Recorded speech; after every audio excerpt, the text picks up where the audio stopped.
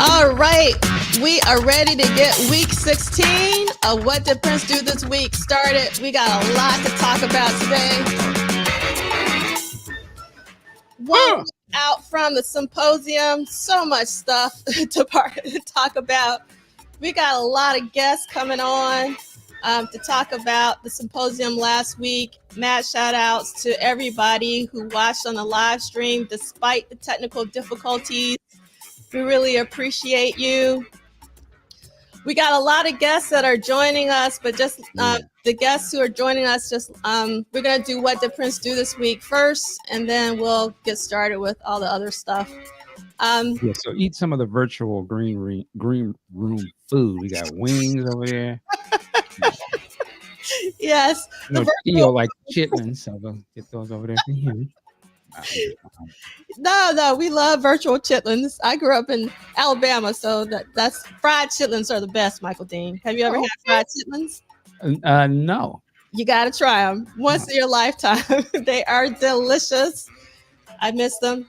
So we got to give a what up, though, to Andre Staley, first in the chat, Detroit in the house. We're going to talk all about the symposium after we do our What Did Prince Do This Week. Thank you so much for asking. Good morning, Nick Felden. Good morning, Minneapolis. Yes, we're going to also talk about Happy Record Store Day. There's so much going on. Christina, welcome. JJ loves Prince. Hello, Purple Party people. Say that multiple times in a row. Hello, Sister Charles and the Purple Fam. Madam Aura, hey. We got Sydney C. Love that, Sydney C. Hello, Purple people. Good morning, my heart, Mila. We in here. That's right, Madam Aura. I love that. What's up, Ricky? I hope everything's okay. Yes. You gotta. Yes. Hold them up. Hold them up. Wait. There we go. Yes. This is for the folks who came out. The What Did Prince Do This? Yes, preach it.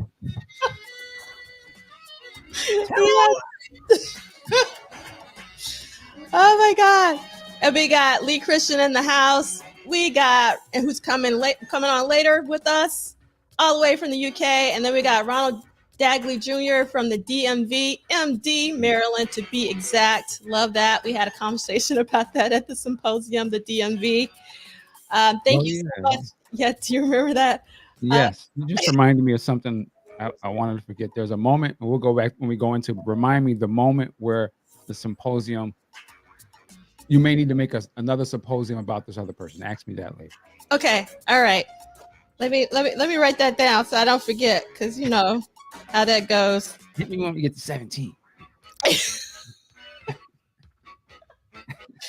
Indeed. All right. Okay. And we got Man Ray. Thank you so much. I'm still basking in the purple afterglow, Man Ray. Thank you so much for that. I really appreciate it. We got Tanja all through the symposium. So we're going to hopefully talk to Tanja later as well. And we got Shalimar from Chicago. We got Stone Freak from the ATL. We got, that's a really low one. All right. Okay. On time today. That's what I'm talking about. Marcus, you can still be the first in the chat. We got all the rest of the weeks of the year. You can do it. I know you can. We got El Dabara. Aw, I hope so. It would be such a pleasure to get to see you there in person. We got Chris Bournay. Always a pleasure to see you. Howdy, Cal Christian. Howdy, Arlene. Thank you so much for that. Really appreciate that. Good morning, Raywin. Good morning. What up, Raywin? Yes. And we got Smitty Rock 70. Yeah. Yes, Chitlins. We got Law in the house. What's up, Law? Yeah, we're going to talk all about Law. Yeah, great show. Great performance. Great getting the party started for the symposium Thursday night of last week. He did so many songs.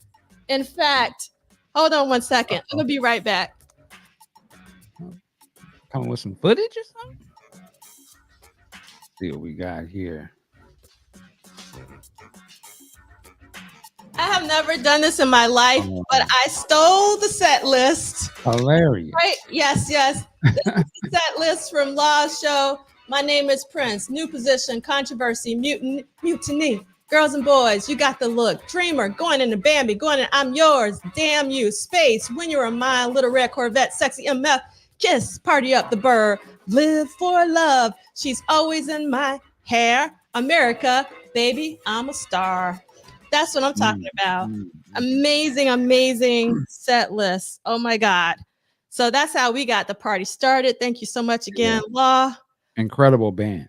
Give it up for the band too. Like, yes, give it up for the band. Amazing, amazing. I was impressed. You should have been impressed. They were there all. Yes. It was like so much energy. I was mad tired, but I got in the spirit. Because Law brought it. Oh my God. Oh, remind me, did you see the little baby that was in there? Yes. I was watching up from up top. The little baby was getting down. I was like, the little baby was getting down, and the little baby did not cry one time. Not one time. It was insane. I was like, yes, the baby is growing up in music. That's the way to do it. And we got Michelle. Baby traumatized. Yes, I'm also still high off of last week. Law, you really brought it. And yes, the chitlins. I'm sorry, I'm from Alabama. We won't go into that. Morning, purple people. ISO. We got Lisa Williams in the house. Thank you so much. Really appreciate it. Yes. Thank you, Kim, for coming to the symposium. We had our timekeeper for What Did Prince Do This Week live in the room with us. That was so amazing. We have Vanessa, who's coming on later today. Yeah. Yes, Ronald, it's Record Store Day. I should have worn my Record Store shirt today. There's just so much stuff to celebrate. It's kind of mad crazy how much is going on right now. We got Lisa. We got TP. Record Store Day. Well, is there any Prince thing today? No. Okay. No Prince things. But if you're a Doors fan, there's always Doors stuff. So there's a new live Doors record that I would love to get. Welcome, Theo. Yes, Celie took us to church at the symposium. Yes, we are cutting. This is the back of the fan. We cutting, work it like a job. And if you come to Celebration, I have a few of these left. So if you want one and you're coming to Celebration, let me know and I will bring you one. So just let me know in the chat and I'll make sure. I think I got like 10 left or something. I'll pull them aside to bring them to people who couldn't make it. But if you're going to. I saw some on eBay for $700. Sorry. That would be some shit. Yeah.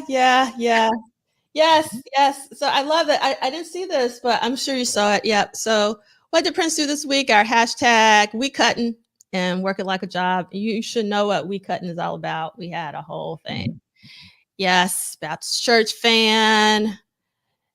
Yeah. Everyone get their 94 East. Okay. So much. Hilarious. That's hilarious, Kyle. Thank you for that. Okay. KMS 1984. And then we got to say no to the DMV. This is an inside joke. Just you have to be at the symposium to understand. Yes, I wish you were there, Arlene. Micah, did you want to say something? No. Okay. I remember something. I'm like, it's not really appropriate. So yes. All right. So morning, JD. Thank you so much for tuning in. And thank you so much, Steve, for all the sparkles. I love that. Thank you. I am also grateful. And this is amazing that you went to, I'm assuming, Paisley Park, Algenia. I'm not sure. And then welcome, Olga from Minneapolis. Because a lot of people are in Minneapolis this weekend. I wish I was there with you, Olga. I really do. And All right. Oh no, I thought you were going to be pro chitlins, Michelle. I was getting all excited, and then you said can't do it. Okay. All right. Um, You don't need to do it no more. Mhm. yes. All right. So, oh yes, it does, Arlene. I love that the set list does look like a poem. Thank you so much. Welcome, Hannah T. I'm glad that you were able to watch a couple, and then Mila said I wanted to pick up 94 East, but my local record store doesn't have it. So sad. Oh, was I that forgot coming out that's today or yeah, I something? think the 94 East is part of Record Store Day. Okay. Shout out to Pepe Willie. Yeah, and see, yes, that set list is on fire. I'm so behind, and I'm not going to get to say hello to everyone, but I do want to say hello to Chip and Sparrow from Japan. Thank you so much for watching the symposium when you could. And yeah, all right. So let's get this party started because we have so much to cover and we have a lot of guests. We have guests that are already ready to rock. So we don't want to keep them, but we actually have quite a bit to talk about in terms of what did Prince do this week. So for those of you who may be new because of the symposium, what did Prince do this week? We meet here every Saturday at noon. It's a very slow read of Dwayne Tudor's Prince Studio Sessions book series, and we also have a Saturday Salon echoing the spirit of the Harlem Renaissance. And the Saturday Salon just means that we talk about music and arts and culture and all that jazz. We're going week to week, not day to date in the book. Just meditate on that for a little bit and you'll probably figure it out. And then follow the detailed schedule at this QR code or bit.ly link. And you do not need the expanded edition, but that's what we be reading, expanded edition with the blue. So that's what the schedule is based on. And then these will be archived at Polished Style as well as at MDean. Please subscribe, like, and help spread the word. It's really important, not for me, but for Prince and also for Dwayne's book. Oh, we got it. Hold on. No. Yeah, look at that. Oop. Yes, that's what I'm talking about. Thanks, Michael. That's so cool. All right, we got those church fans now. So for those of you in the symposium, at the symposium, you got your fans. We can be doing this now while we're reading our book Mhm. and all that, especially because it's about to get hot because it's summertime is Oh, okay. I was about to say, upon us. what are we reading today? I'm talking about the weather, Michael T. And our hashtag WDPDTW. All right, and the state of Prince Rogers Nelson is not affiliated, associated, or connected with the What Did Prince Do This Week book club series. This is an independent endeavor. Yes, I love this. JJ loves Prince, a double hold 'em up. All right. Double holding up. Yes. All right. So what we were playing was Eric Leeds, the title track off of the album Time Squared. And let's talk about who this track was composed by, none other than Eric Leeds and somebody named Prince. Let's just like meditate on that for a second. And I think Prince. I've heard of them. Yeah. Yes. Eric Leeds is playing tenor and baritone saxophones and flute, and Prince is synthesizers, piano, bass, drum, and percussion programming mixed by James Farber. So, You know, quickly, I would just say I have been listening to music a little different after something that we were able to watch at the mm, symposium. And it was very interesting. Now I'm going and listening to things that I probably didn't listen to before, but I'm like, oh, kind of piecing it together. And mhm. even so, listening to Prince's musicianship, the thing that we watched really tied in. I could just, it helped me even have a better appreciation. So I just wanted to say that. Oh, that's so amazing. I'm going to share this with someone, and they are going to be so excited to hear that because that's really what that was about. So, for Mm. those of you who go like, what are we talking about? So, we basically had a special private screening of a documentary that wasn't a Prince documentary, but it was basically about music and more specifically jazz funk. And it was really incredible how they showed the lineage of Mm. music and you can do a deep dive. It was so dense with information. It was actually quite overwhelming. So I'm glad that you got something out of it. The Mizell brothers alone. Yes. Mizell brothers alone, but there was a lot of other things in the doc as well. Yeah, it was learning me. It was a lot of straightening in that movie. I loved Yes, yes. And we did that because we're also celebrating 20 years of musicology. it. So yeah. Hi, Scott. It's so great What's to up? have you here. Thank you so much since you're here, I just want to thank you personally for everything you did for Glam Slam 92. It is the gift Mm. that keeps on giving. I don't know how you guys got all the coverage that you did. I know that that was on such short notice.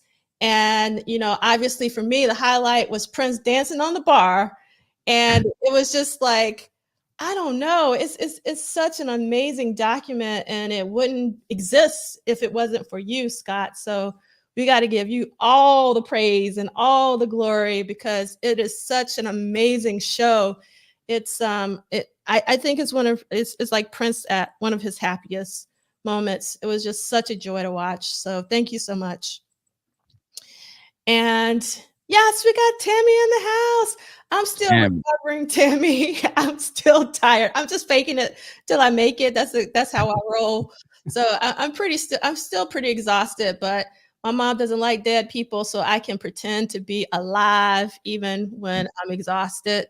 And yes, it was yes, I understand, Chris Burnett. It's just because it's a pre-screening. It's not even like ready for distribution or anything. It was more like a focus group. They wanted to get feedback on the documentary so they can make changes and tweaks and things of that nature. Okay, Tammy. Okay. Okay, I got you. All right. It's on lock, so that means you're doing a presentation, right? So I'm gonna take. That's virtual, right? Yeah, it's gonna be virtual. Okay. Yes. You're on there too, even though I haven't sent you email yet. Hilarious. Yeah, I just signed you up. Obviously, if you have a conflict, you can't do How's it. my shift start? We got you on the schedule, bro. Yes. We'll talk about that later. Again, like I said, there's so much going on. Oh my God. And yep. Okay. Got it. Thank you so much, Tammy. Let's see.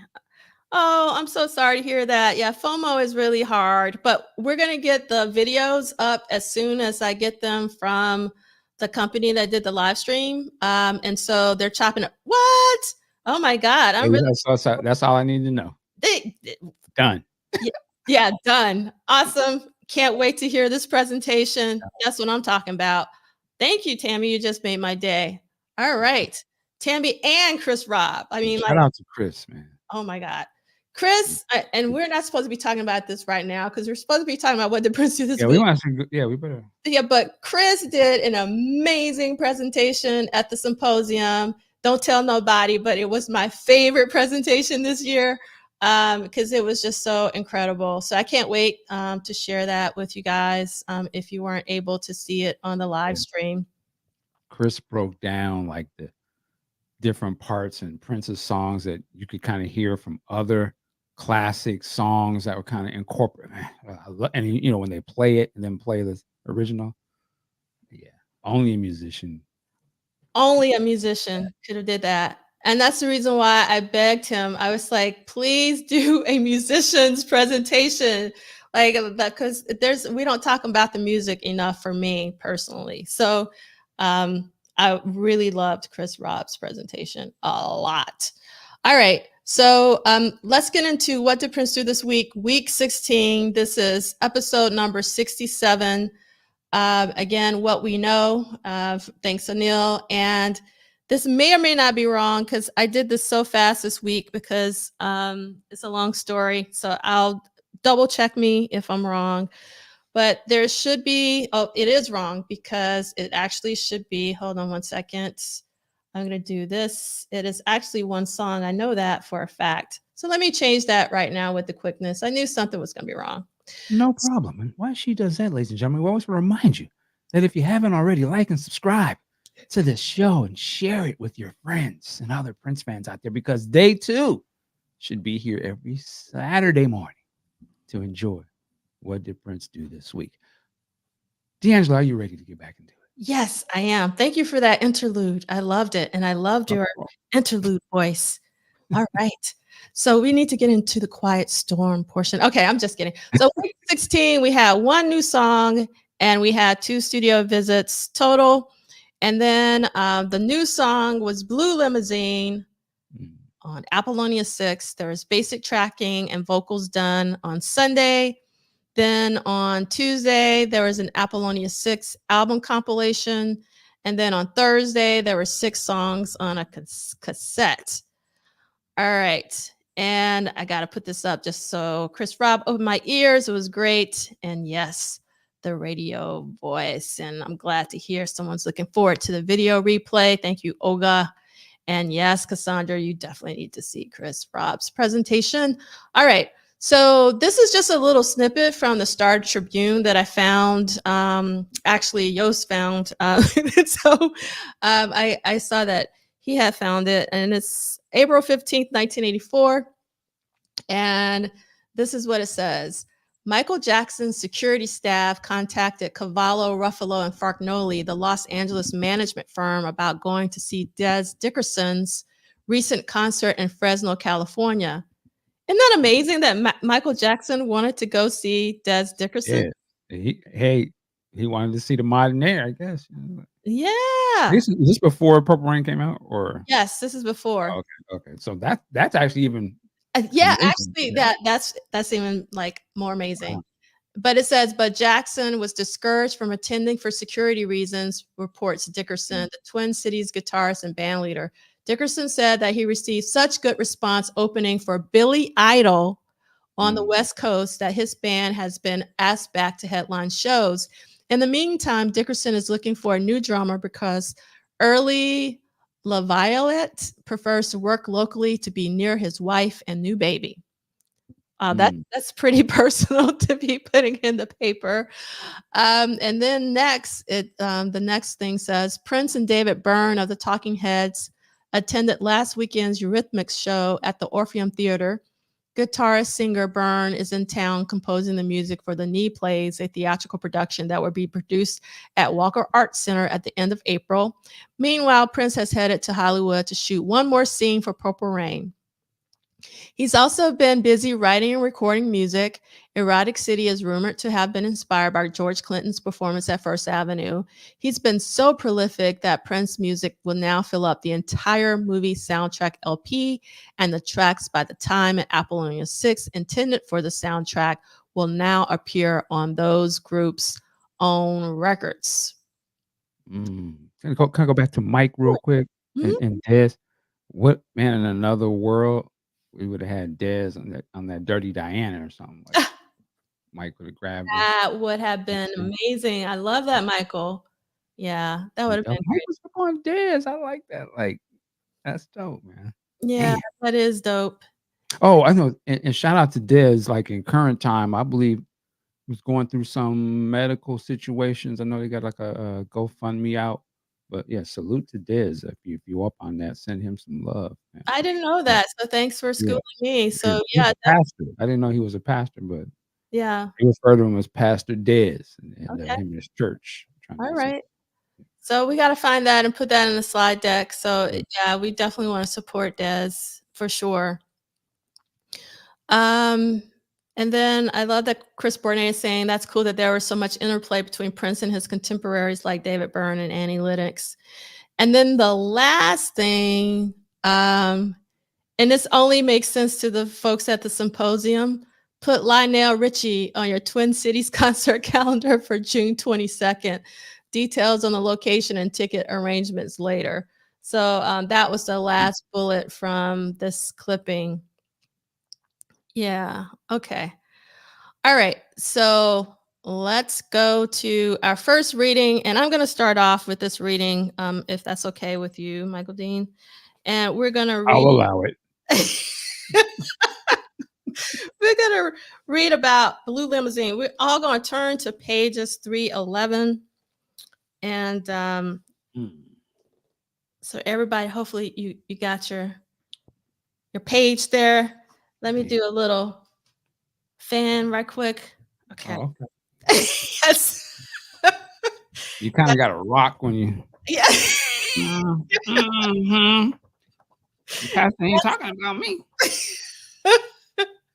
Blue Limousine, basic tracking and vocals, Sunset Sound Studio 3, noon, noon to 5:45 a.m.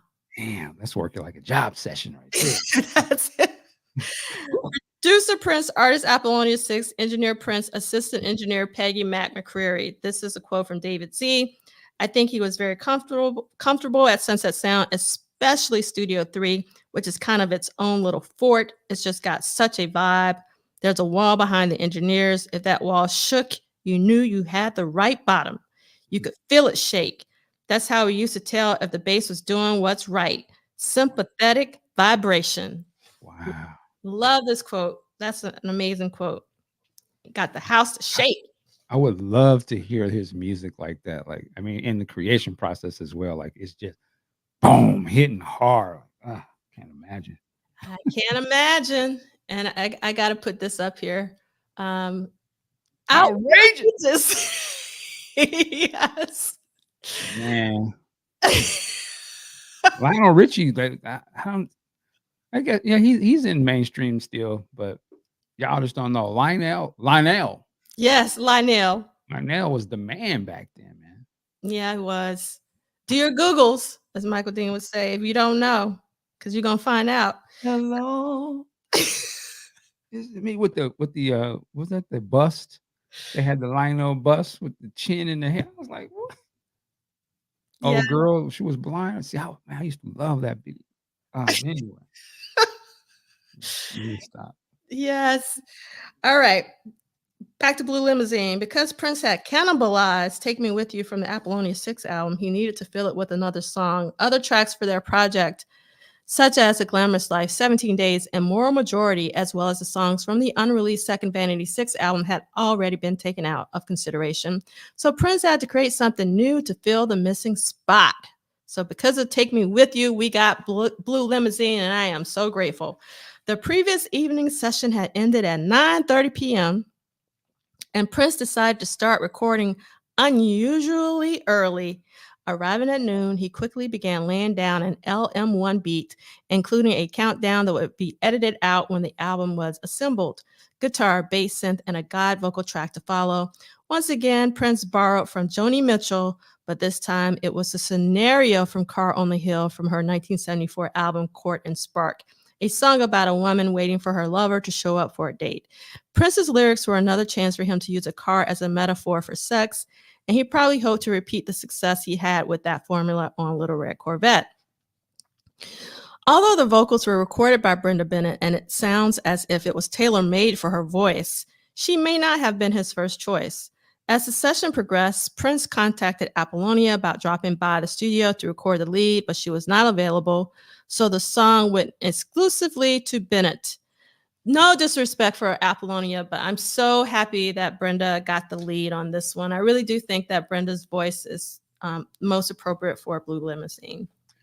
Yeah, it's funny. I never thought about like, and who had hindsight to see this back then. But I can just imagine a Prince calling you to the studio, like he's making some ill stuff, and you'd be like, "I'm unavailable." Like, what are you doing? Like, see, I'm acting like people don't have lives, but it's just crazy. Like, I would be like, "I'm there." Like, I don't care what I was doing. Like, what? But you wouldn't know this stuff is gonna go on to be like classic type stuff. But it's just so funny when people say, "Oh, I was just too tired," or "I was going to sleep," and he called me to the studio. Like, he's talking about Prince. He's talking about 1984 Prince. I mean, like who would know? Like, yeah, but then also around this time, still, he was still dealing with people either who were his high school friends or people he had been, like performed with for a very long time, or I'm sure it became close. And it's like, it's almost like when your friends or even like your significant other wants to do something, and sometimes you go, yeah, you're so comfortable with them, and You know, like we can do it another day, or you know what I mean? It's just like there's No, that's probably what it is, but it's funny to look back now and be like, man, sometimes when you don't want to do something, but again, I don't know their situations, but yeah, imagine if they did go, uh, they'd be on some stuff. But yeah, it's just funny because as much as he's working, I can imagine you would kind of be like, man, I'm kind of over like this dude's asking me to come in here at 5 a.m. Just got home. and the thing is, it wasn't just like one incident. He did that over and over again. I mean, and I'm sure some people would get tired of it. I know that I would, just because I have to get sleep. Right. So, I And there mean, wasn't no caller ID back then, so that phone, you got to pick it up. Who? God damn, can't screen the call. but you know who it is at 3 o'clock. We cutting. Yeah. Damn it. Just about to get with Shorty. I gotta go. Lord. Exactly. So yeah. And I just want to make sure to give a shout out to Theo. This warms my heart that Theo bought a copy of the Apollonia 6 album after the presentations and roundtable at the Symposium.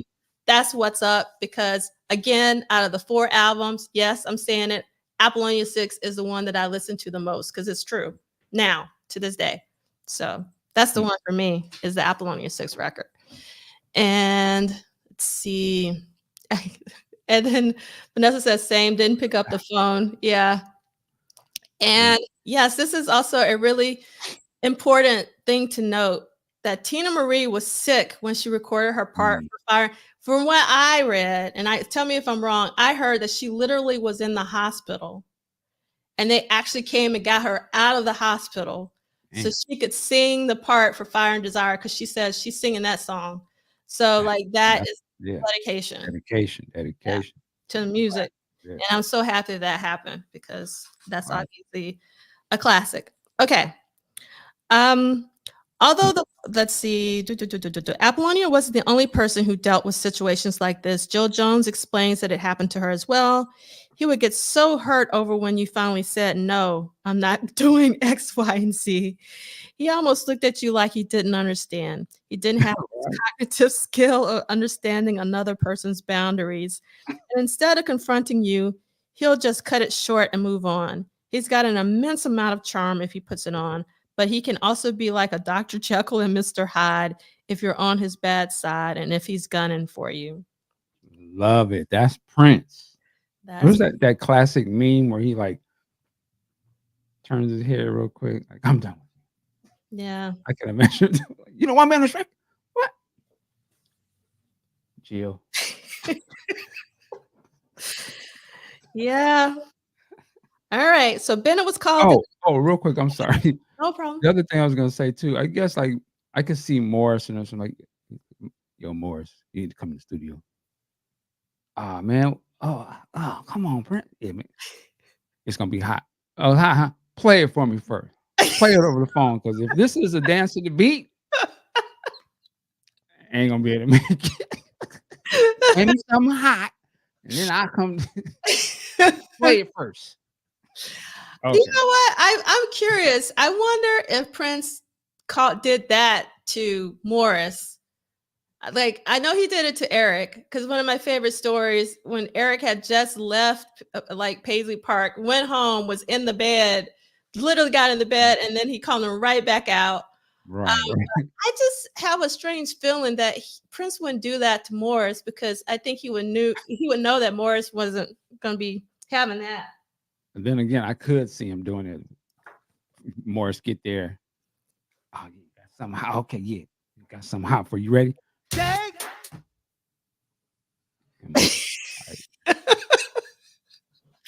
The shake has returned. You got me. Yes, but no, we're just speculating. We don't know that. Yeah, we don't know. But I would love to know, though, specifically about Morris. Like, did Prince call Morris at 3 a.m. in the morning? I would love to know. Okay. Pause. Yeah, Bennett was called in and offered the opportunity to sing the lead on this song. Once she arrived in the studio, he played it for her. He usually had a work vocal track, which you got the chance to listen to once, Bennett remembers. He didn't expect you to get it, but he wanted that. I had such a good feeling for it, and I said, just let me in there and let me get the sound, and let's do it. I ran away with it, and I'm so happy that she did. Susan Moonsey was not present that evening, so Bennett was the only member of the group to perform on this track. Susanna Melvoin was also in the studio, so he had her add background vocals. I wanted Susanna to be on it because we sound really good together, remembers Bennett. Melvoin agrees, but Brenda and I talked about the richness of her voice, and she came to me after I sang on that and said, "It's so nice to have another deep, rich voice like myself. I'm the only one who can do this. Oh my God, Brenda was so great."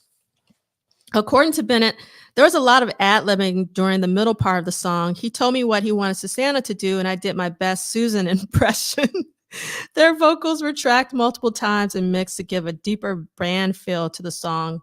Jill Jones recalls that after Melvoin and Bennett left, she was also brought in to add an additional layer to the vocals. You have to remember, I never did sessions with these girls.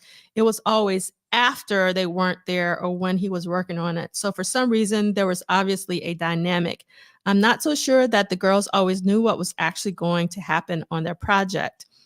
Wave after wave of people were coming into the studio doing their part and leaving, with Prince overseeing it all and being the only one who understood the overall plan. His stamina seemed unlimited, and he could outlast almost anyone around him.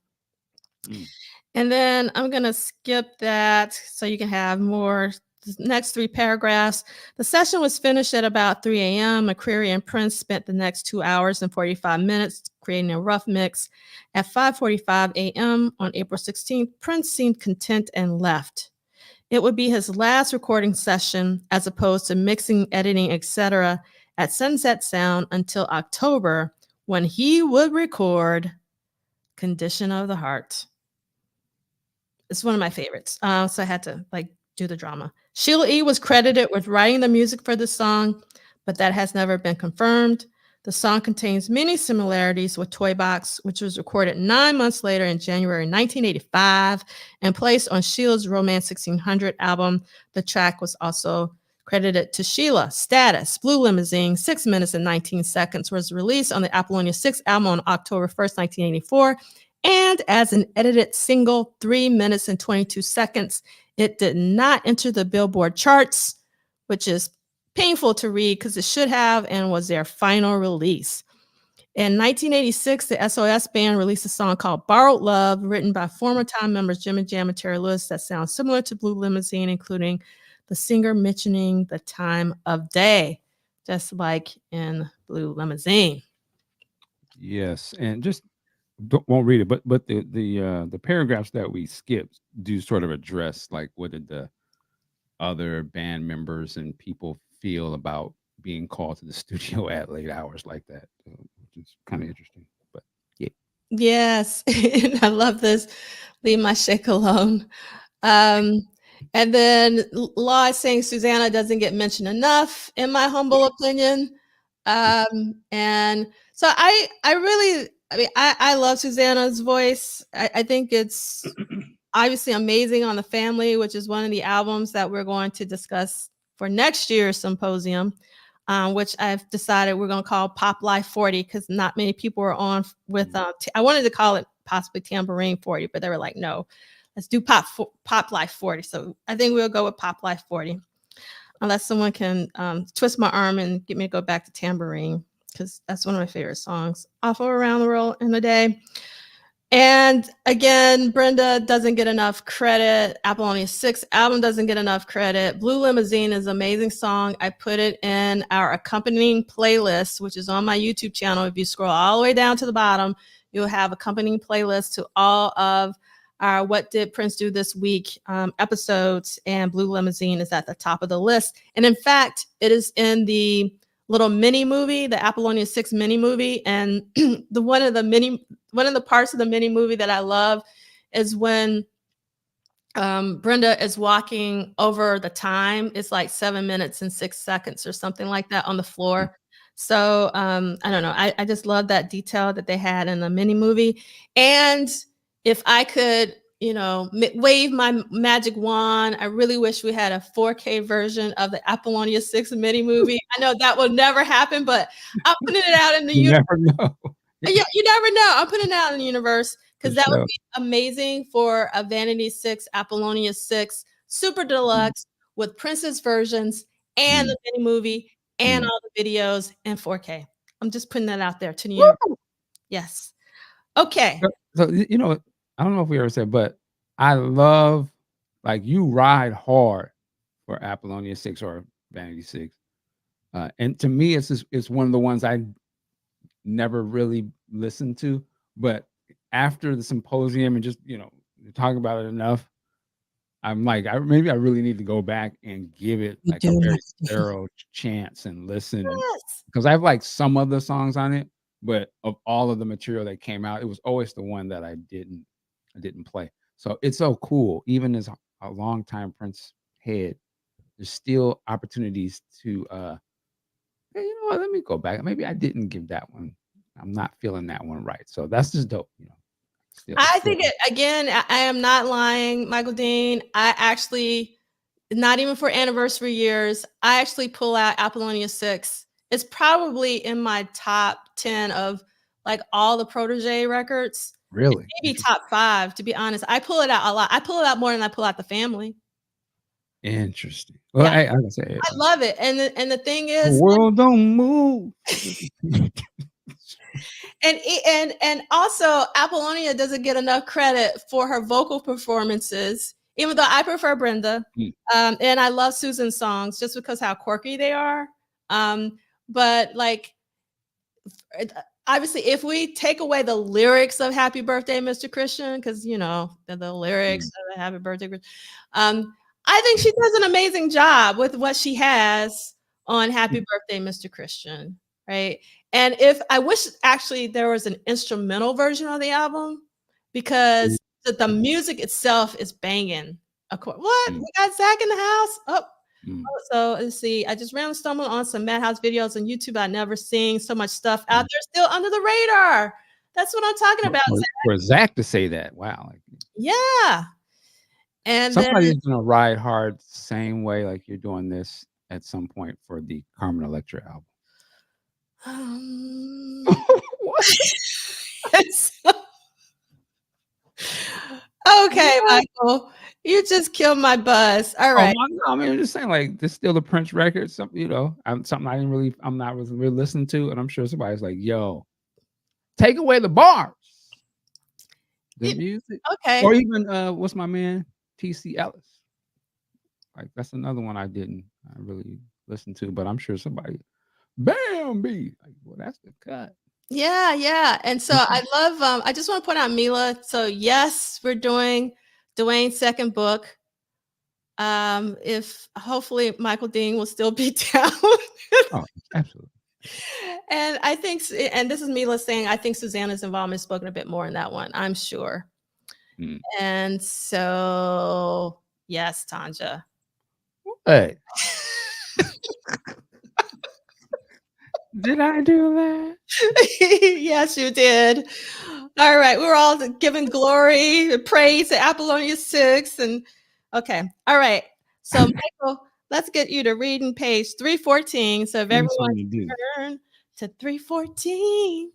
I'm sorry. So, we're starting at 314? Yes. Apollonia 6. Mm-hmm. Album compiled. Sunset Sound Studio 3. Unknown start time. Producers Prince. Apollonia is the artist, or Apollonia 6. Engineers Prince. Assistant engineer. That's it. Has it always been that way where Prince was the main engineer and Peggy was the assistant? Sometimes, not all the times. Got it. And this is assumed. All right. Quote from Brenda Bennett. At risk of sounding contradictory, I would have to say that on one hand, he was the toughest, but on the other hand, he was the best.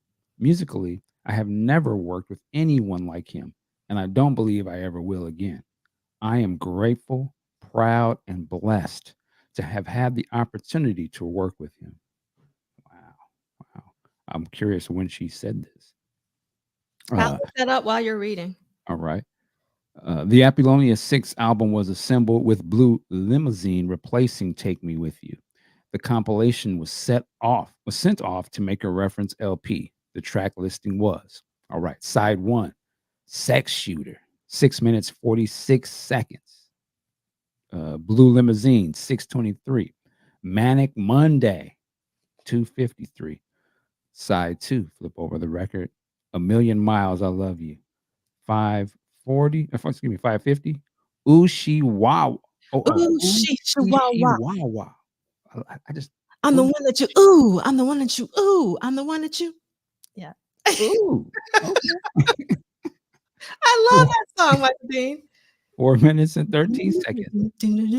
Some Kind of Lover at 446. Boy, that's somebody tell you that, man, you're some kind of lover. Mm. All right. In a Spanish villa, 2 minutes and 22 seconds. At the end of the session, 7 C60 cassettes were created. It is unlikely that Prince attended this session. And I'm also curious, did they have like a double cassette decks, or did they have to sit there for 7 times in a row in real time make these cassette tapes? It was a different time back then. It wasn't no digital. You had to sit down and listen to the whole damn thing 7 times. It's crazy. Prince's daily schedule was usually in a state of flux. On any day, he could decide to record, remix, or relax, depending on his whim. But his overall month to month schedule was slightly more predictable. And once again, as the summer approached, Prince left for the Twin Cities. According to McQuarrie, you'd come in to work and they'd say, "Pack it up. He's in Minneapolis." So it was really bizarre. You never knew. You just always expected whatever was going to happen. Status. This version of the album was approved and artwork was created using this rundown. By the end of the month, this was considered to be the final version of the album, but there was still one more major shuffle coming before it was locked. Side 2 would remain the same, but side 1 would undergo additional changes in order and content. This work order could not be located, but the date was referenced on other documents. Exact times for the session could not be verified. Hmm. All right. So it had one more configuration because right now Manic Monday is still the third song on the record. And as we know, Manic Monday went to the Bengals. So Hmm. that is so April 17th, 1984. Manic Monday was still on there. And actually, I have an image that I've showed previously where you can actually see where it was printed. One of the test printings of the Apollonia 6 cover has Manic Monday on there. And let me see if I can actually find it really quick. I don't know if I can. I know we've talked about it, but Apollonia sings that. Is that right? Manic Yes. Monday. Yes. Man, I know that's got to be But also, but like Brenda's on it. Brenda's on it because Brenda is actually still on. At least I still hear her. And I still hear her on the Bengals version. That's Oh, me. okay. I was gonna say that's just got to be something where it's like it's a song you worked on, you thought it was yours, and it comes out into somebody else, and it becomes a big hit. Like like that was me. That was gonna be our dang. I can imagine that's got to be wow. Yeah. And I love some of these comments. So Susan got hot tracks on both albums. I mean, obviously Driving Wild, as well as Makeup, which is my favorite V6 song of all time. And I loved Prince's version on Originals. And then Lee Christian is saying Manic Monday has quite a throwaway slot there. If you look at it like a Time album, for example, what has that slot on them? That's interesting. And then because it's the third song, which before you flipped over the album. And then Tammy's talking about Spanish Filo was the first time Prince recorded in another language. He would then later do Te Amo Corazon and Maite with her Spanish collaborations. Love that. Thank you so much. And I love Chris Bournet says, I hear you. What did Blade Brown say? Blade Brown, where are Oh you? wait, what language is Prince singing on "Do You Lie"? Well, I guess it would be after. It wouldn't be the first. Yeah. French or something. Yeah, French, but I don't think he's singing it. It's just the background vocals and stuff, right? Yeah, might be. Yep. And then so Chris Bournet is saying, I hear you, no pun intended. Even Madonna has said, I know I'm not the best dancer, the best singer, I'm a performer. Yeah, I mean, and Vanity said the same thing. I remember when she was interviewed by Donnie Simpson on BT, she flat out said that she knew that she wasn't, a singer like Aretha Franklin or anything, but she worked what she had. We won't go down that. And then Zach saying to Lee Christian, I wonder if Prince thought of Manic Monday as a hit before he gave it to the Bengals. I kind of get the sense he just thought of it as a 1999 knockoff. So Zach is basically saying that he didn't think that Prince thought that it would be a hit for the Bengals, which is interesting. I don't know. But it could be because, sometimes Prince would take his songs back that he thought would be a hit, like with Kiss and stuff. So Zach I think he might have thought there's some potential to that song because, again, why not just leave it to Apollonia 6 then? Wow. I think it was going to be something. Okay, that's a very good counter argument, Michael Dean. Come on, Zach. Yes, debate. Yes, that's what we love. All right. Okay. I don't know if I want to put this up here, but I understand what you mean, Blade Brown. I understand. Yeah. And Tammy's saying that's French. You understand. And speaking of Under the Cherry Moon, I went to go see that Friday night. When did I go see it? At the Alamo in Brooklyn. It was sometime this past week, and I didn't even know about it. And so I got to give a special shout out to LaRonda of Black Rock Coalition for saying, hey, do you know about this Under the Cherry Moon that's showing? I was like, no, I don't know. So sometimes I don't know. So please let me know when Prince stuff is going on, because sometimes it's so much going on that I miss things. So I got to see Under the Cherry Moon this week, 35 millimeter print with a lot of other folks, and it was amazing. Nice. Yes. Let's see what Alex is talking about. Sheila had a recording studio in Sherman Oaks, which Prince visited frequently. There's still a massive painting on the wall of Pete Escovedo in the studio. The studio is still there. Yep. Thank you so much for sharing that. And let's see. No one told me. Oh, actually, it was funky. The first day I looked at tickets, it said it was sold out. The next day that I looked at the tickets, there were only 2 left. And then when I was literally sitting in the theater, I checked it again and there were seats available. So I don't know what was going on with the Alamo's system, but I will let you know next time, even if it lies and says that it's sold out. And let's see, Vanessa's saying, I think the structure of Philomanic Monday fit perfectly for the Bengals. The all-girl band was great sell to the masses.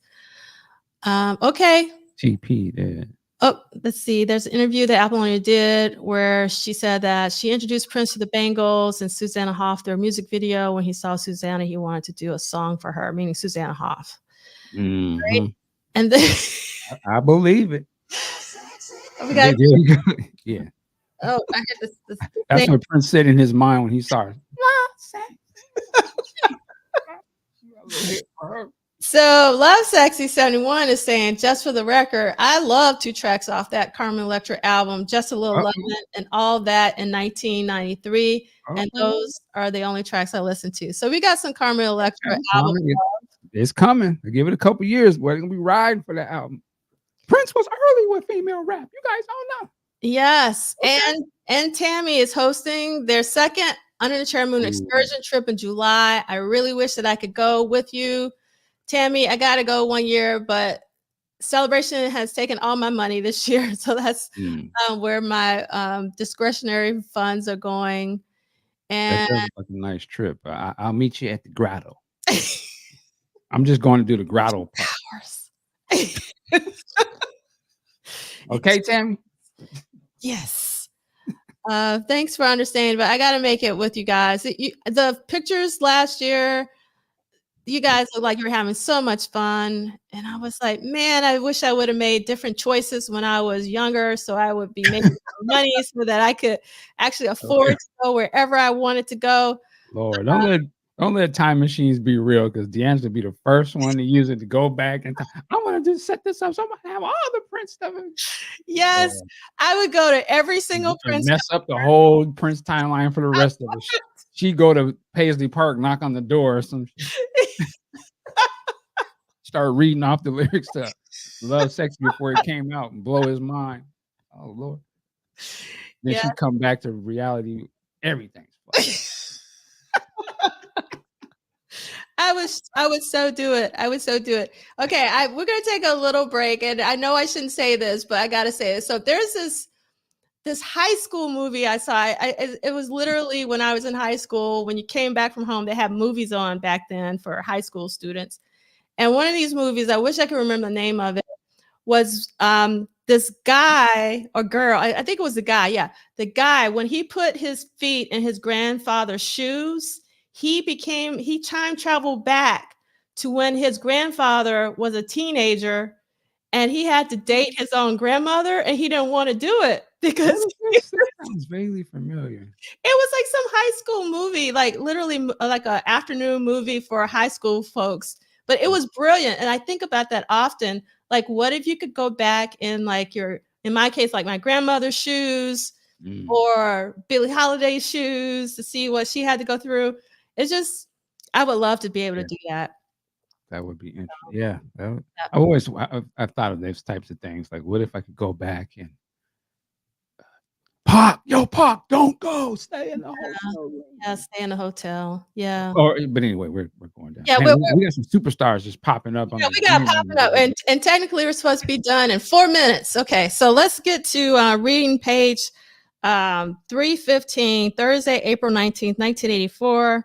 And we got Pop Life, God, Love Theme from Purple Rain, Another Lonely Christmas, Paisley Park, Instrumental, Not the Paisley Park you know, and Around the Rolling Day, Traffic Jam, Sex Shooter, Sunset Sound, Studio 3, 9 p.m. to 10:45 p.m., booked 9 p.m. open, producer Prince, artist Prince, engineer Prince, assistant engineer Terry Christian. And the quote is from Terry Christian: I think anybody who is as different as he is, and I don't mean just musically different, I mean someone who tries as hard to be different just for the sake of being different as he does, you know the guy's looking for a certain amount of validation from other people. I don't know. And the volume of his work could show an unending desire or need for affirmation for people.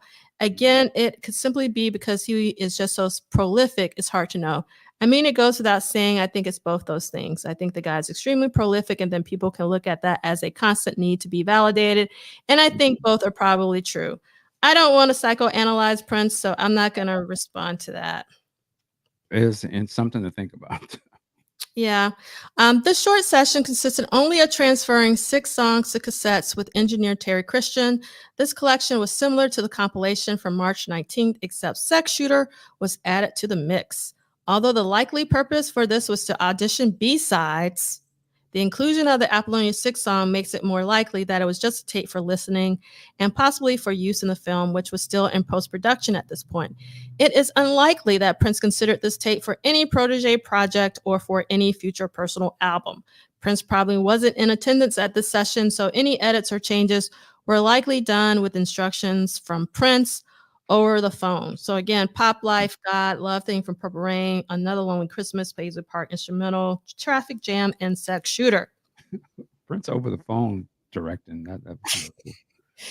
Yes, it is. That track was for the ones that used to time and alcohol. That track was. What are you doing? Yes, can you imagine? Research. All right, so we're at the end of What Did Prince Do This Week?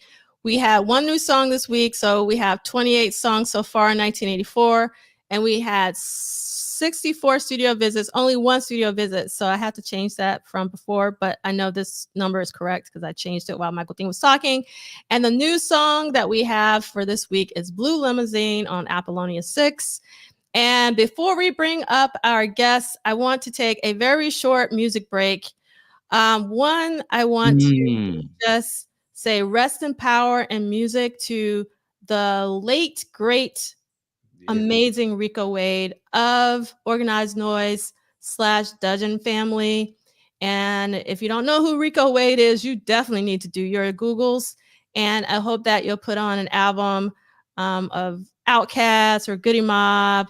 Organized Noise also produced like Waterfalls by TLC. They Society is Soul. Yeah, a lot.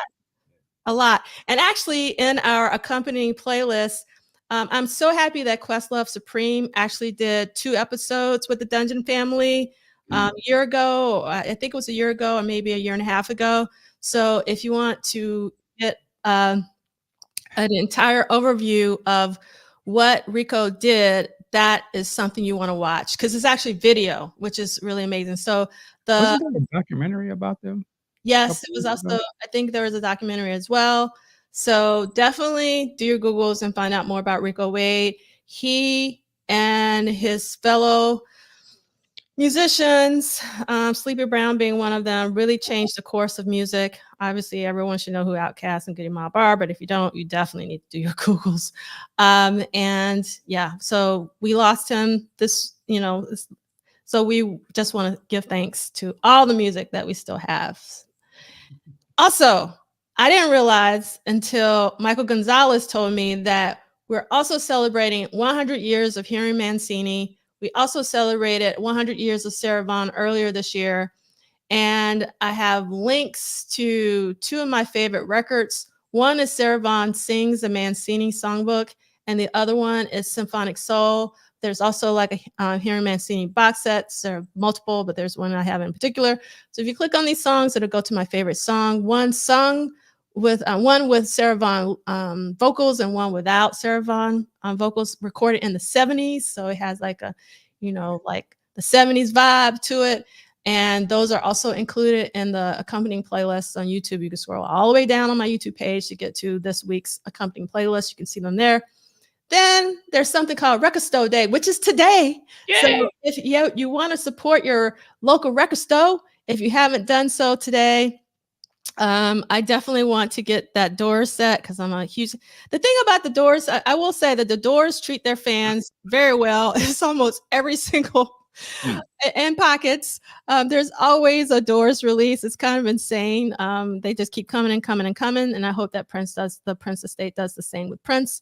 And then obviously if you're in Minneapolis, because we got a lot of folks in Minneapolis, you want to support Electric Fetus. And then if you click on this link, it will take you to their announcement for Record Store Day. They got a lot of DJs and stuff coming out. And if you're in the ATL, right now, starting at noon, Moose Music has this whole DJ lineup. And so they're in Little 5 Points. That's where I would be if I'm in Atlanta. After I went to Criminal Records, which is also in Atlanta in Little 5 Points. And actually the record store that started Record Store Day. So we always got to give a shout out to Criminal Records. It's between Moose Music and Criminal Records are my two favorite record stores in the ATL. There's this really great book that Kim hipped us to last year about Atlanta record stores, because Fantasyland Records is where I bought a lot of Prince bootlegs back in the day, and Oral History by Chad Radford. And then in Jersey City, unfortunately, Jersey City's Iris Records finally closed down, like in terms of normal hours, but they have pop-up hours. So if you're in Jersey City, please support Iris Records because they still got a lot of records. Then I'm doing this really quickly because we got guests. Corey Henry is coming. If you don't have tickets and you live in New York, please go buy tickets. It's amazing. If you don't live in New York, he's going to other places. Again, click on this link. It'll take you places to buy tickets. This is the show I'm waiting for. Bilal's Songs from Love for Sale. One night only at the Blue Note Jazz Club in New York. If you don't have your tickets, please get them. Click on the link in the slideshow, which is on the homepage. It will take you to where you can buy your tickets. And then there's 125 years of Duke Ellington that the Symphony Space is celebrating May 6th. I need to pick up some tickets for this. I really, I love Duke Ellington. We all should celebrate his music. Nona Hendryx. If you don't know who Nona Hendryx is, definitely do your Googles. She was the third of La Belle, and she is celebrating Betty Davis, also at Symphony Space. And there is going to be like a symposium style conversation about Betty Davis on May 9th. But then on May 16th, she is performing songs by Betty Davis. And unfortunately, I'm going to be out of the country. And I go like, oh my God, why of all the dates? Why? If you don't know Nona, definitely support Nona. If you're local, it's really, really important. Okay. And really quickly, tonight, or this evening, if you're in New York City, they're doing a Purple Tech Check. Stephen Hill is going to be there DJing. If you know Stephen Hill from like BET, it's going to be Brooklyn Bridge Park, Pier 3 Plaza. They're planning some kind of Purple Prince. They didn't say Purple Rain. They said some kind of Prince celebration. later in the summer, and this is their tech check for it. So this is where I'm going to be today at 6:30 p.m. to 9:30 tonight, Brooklyn Bridge Park. And then the Symphony Space is also showing the Purple Rain film on April 26th. Then the Symphony Space is doing a wall-to-wall Prince. The next slide will show you on May 4th. It's basically from 3 until 11 p.m. They're going to do spiritual Prince from 3 to 5, 5 to 7, the Women of Prince, featuring Kendra Foster. If you don't know who Kendra Foster is, do your Google. She sung on D'Angelo's Black Messiah. Yeah, 79 Prince Reimagined with Yazara. If you follow change, yeah, and then yes, and then 9 o'clock is Purple Rain and more. So it's going to be live streamed. So again, if you click on the link in the slide deck or do your Googles, you should be able to find it. And then you can also buy tickets if you want to, either for the whole day. It's expensive, so I'm just going to go see the Women of Prince because I want to support Kendra Foster. You know, my very first interview I ever did was with Yazra. Was it really? Yeah. I did not know that. We're learning something new today. All right, so we got people. We're going to talk about celebration later. Well, we just go through it. We want to talk about Erotic City 40. That's why everybody's here. So we're going to bring on Tanja to the stage, Tanisha to the stage, Arthur to the stage, else? And Troy to the stage. Troy was like, that's for everybody. That's for everybody. Look at all the little outfits. How amazing. You got a fan on here, dude. Yes. Ooh, yes, wow. yes. A lot of superstars on the stage tonight. Yes. Oh, look at this. Wow. Yes. So Lee Christian, I want you to come on in an hour anyway. So this is just for right now. We're doing one round with some of the presenters, and then we're going to do another round with attendees and whatnot. So start talking to people so I can send Tammy. Tammy, I thought you were going to be working. Let me see if I can send you a link so you can join us if you want. Where do we begin? I mean, well, if we can, man, let's start with the ladies. Anja, what's some of your thoughts, takeaways, feelings? It's so much. It's so much to go down. Where do I start? What's the first thing that moves you when you think about last weekend? What's the first thing?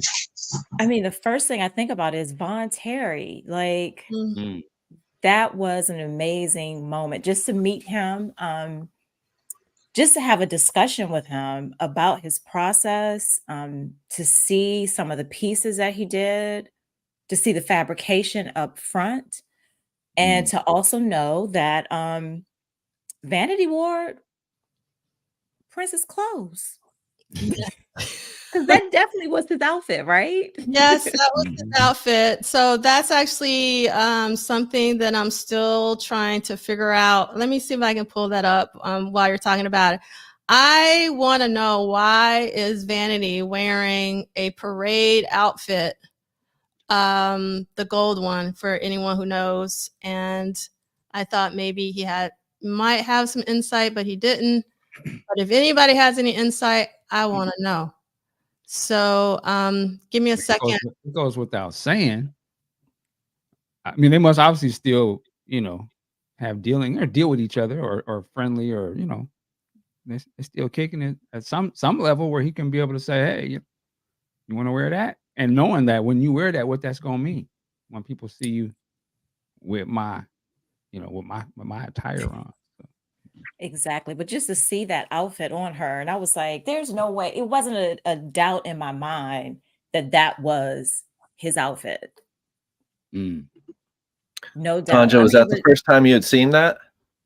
That's the first time I've seen her with it on. I don't know why. Okay, I've seen that picture. That picture's, I think, been around there. Yeah. Yeah. That's it. Wow. Yeah.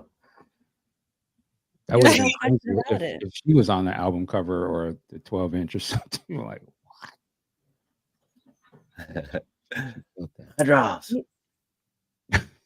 Yeah, but that was a highlight. I mean, there's so much that was just like headbusters, and I tease Arthur about this all the time, but when you see the hand, you know that Arthur's about to go deep. Where he goes from the point to the hand, it's a whole nother level. And I love, Arthur, your whole discussion on what if Purple Rain would have flopped?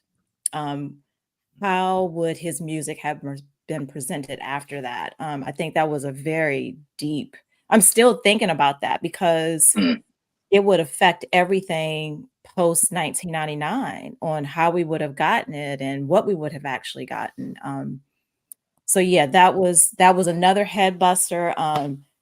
Chris Rob, I mean, what can we say about Chris Rob? I don't want to talk about everything because if I do, I'm not going to leave anything for anybody else. The amazing C. Lee, he always takes us to church. And thank you for giving us you're just giving us your insights, because I think it makes all of us think harder and deeper. You always have questions that are just compelling and just really, really take it to a whole nother level on Prince and how he presented himself and his musicianship and everything that connects us to him. And I mean, there's so much, y'all. I don't want to take up everything else, but yeah, I don't want to take up any more time because I want to leave y'all with something to talk about too. All right, who wants to go next? We'll just go with Arthur, just because Arthur just got talked about a lot. So, what were your takeaways? The community overall, the community that is attracted to your events, specifically polished, solid events specifically. I think they're so enriching, and they give an environment for the topics, the celebrations, that the albums that you're focusing on, the period that you're focusing on, can be really, really deconstructed. And I don't think that now, I've never been to a Paisley Park celebration. What? So I haven't been. Wow. My wife wants to go, so I think we'll end up going next year. But I don't think at an event like that they would allow is such a strong word, but that you would have a discussion about Purple Rain without it being in the context of the Purple Machine. And the Purple Machine are three things: the film, the album, and the tour. Tour to the lesser degree, but nearly all of the photographs that we see from that period are from the tour. So the tour is very, very, very important from a visual standpoint. And I think that also having last weekend, and a lot of people have said to me, they've been asking, like, when are the presentations going to be, posted? I'm like, yeah, soon. But it allows us to talk about Purple Rain in pieces, because as I was talking about the film being such an amplifier for the music, really caused us to kind of look at it as one thing and allow for the film to contextualize the music. And we're to a point where Purple Rain is almost being devalued, the music almost being devalued because of the familiarity, because everyone is worried, and rightfully so, because everyone is worried about Prince is only going to be looked at in one way, but we're to the point where if any one of us, our real favorite album is Purple Rain, we might not actually say that right up front. Somebody might be like, well, it's Planet Earth, and kind of give a give kind of like a later view of it, because of that stigma. But as Tanja had brought up, what would happen if the film failed? And I feel that the album would have been all right. His trajectory would have been longer, because Purple Rain as the follow-up to 1999, as the new Prince album, had so much excitement behind it. Did more than $1 million in million copies in its first week. And we're talking about people taking the bus, walking, taking the train, getting their moms to drive them down to a record store and actually buy that product. That's a big, big deal, you know? So sometimes it helps to imagine a world before Purple Rain to really get into the meat and potatoes of what that album, what that music really meant, and how it affected, you know, the path forward. So, Mr. Terry, that was just, man, I was really messed up after that, to see the sketches that they were doing to prepare for a sequel to the film.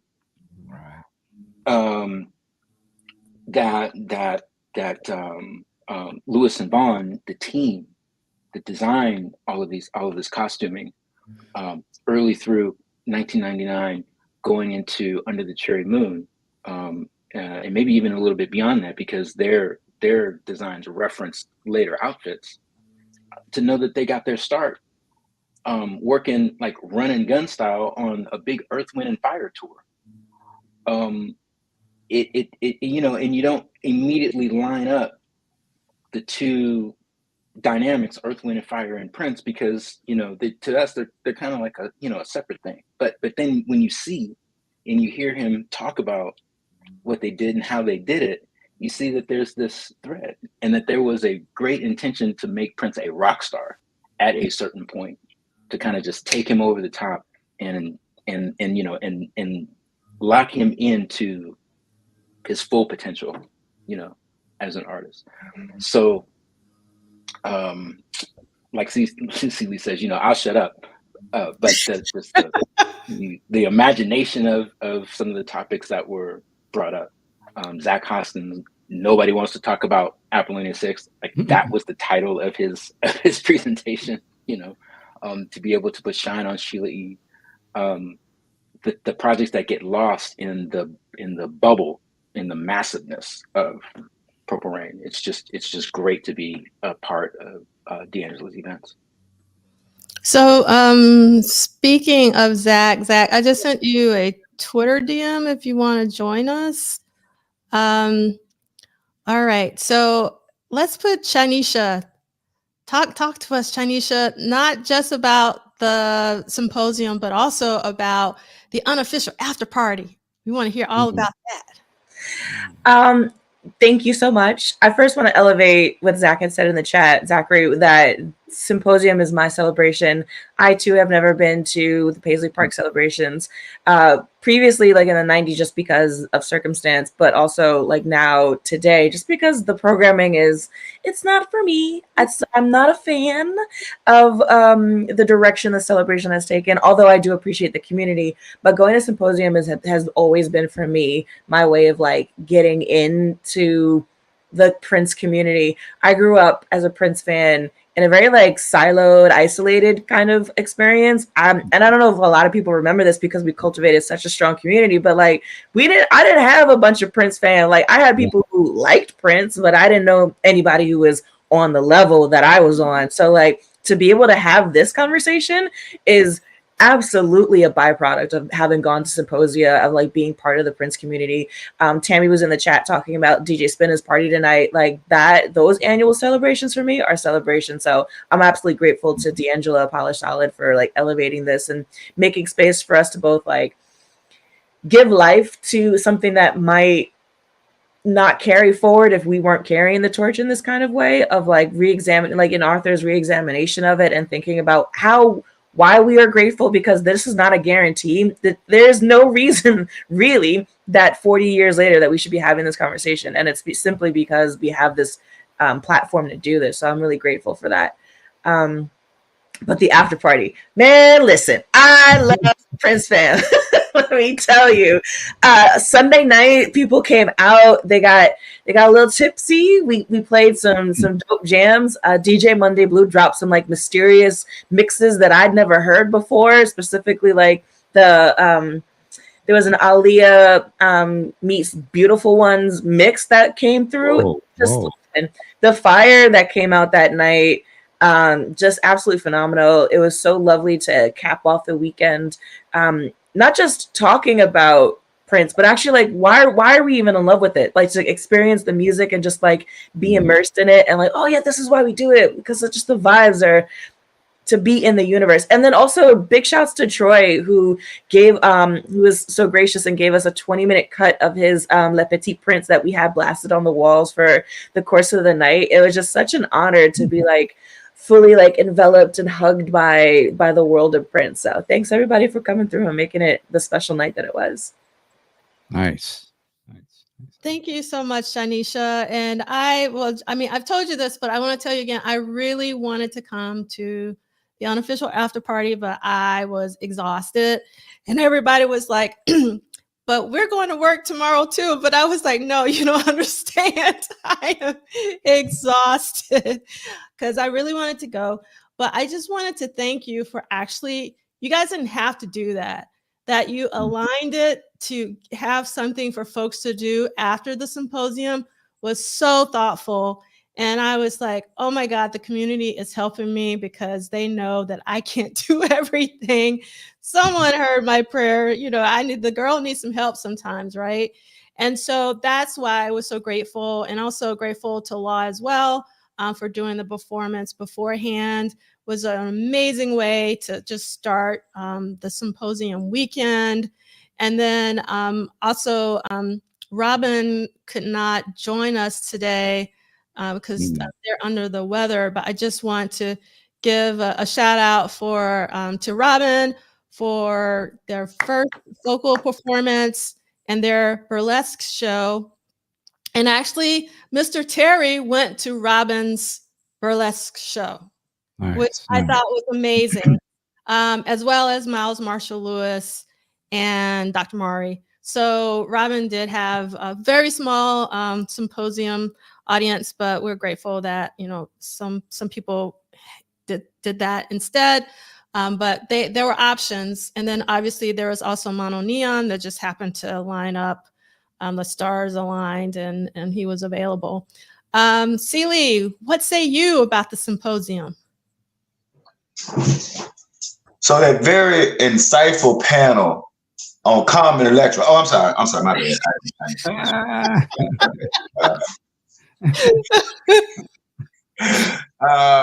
So first of all, I'd have to give a big shout out to Brother Cam, because a lot of people don't know.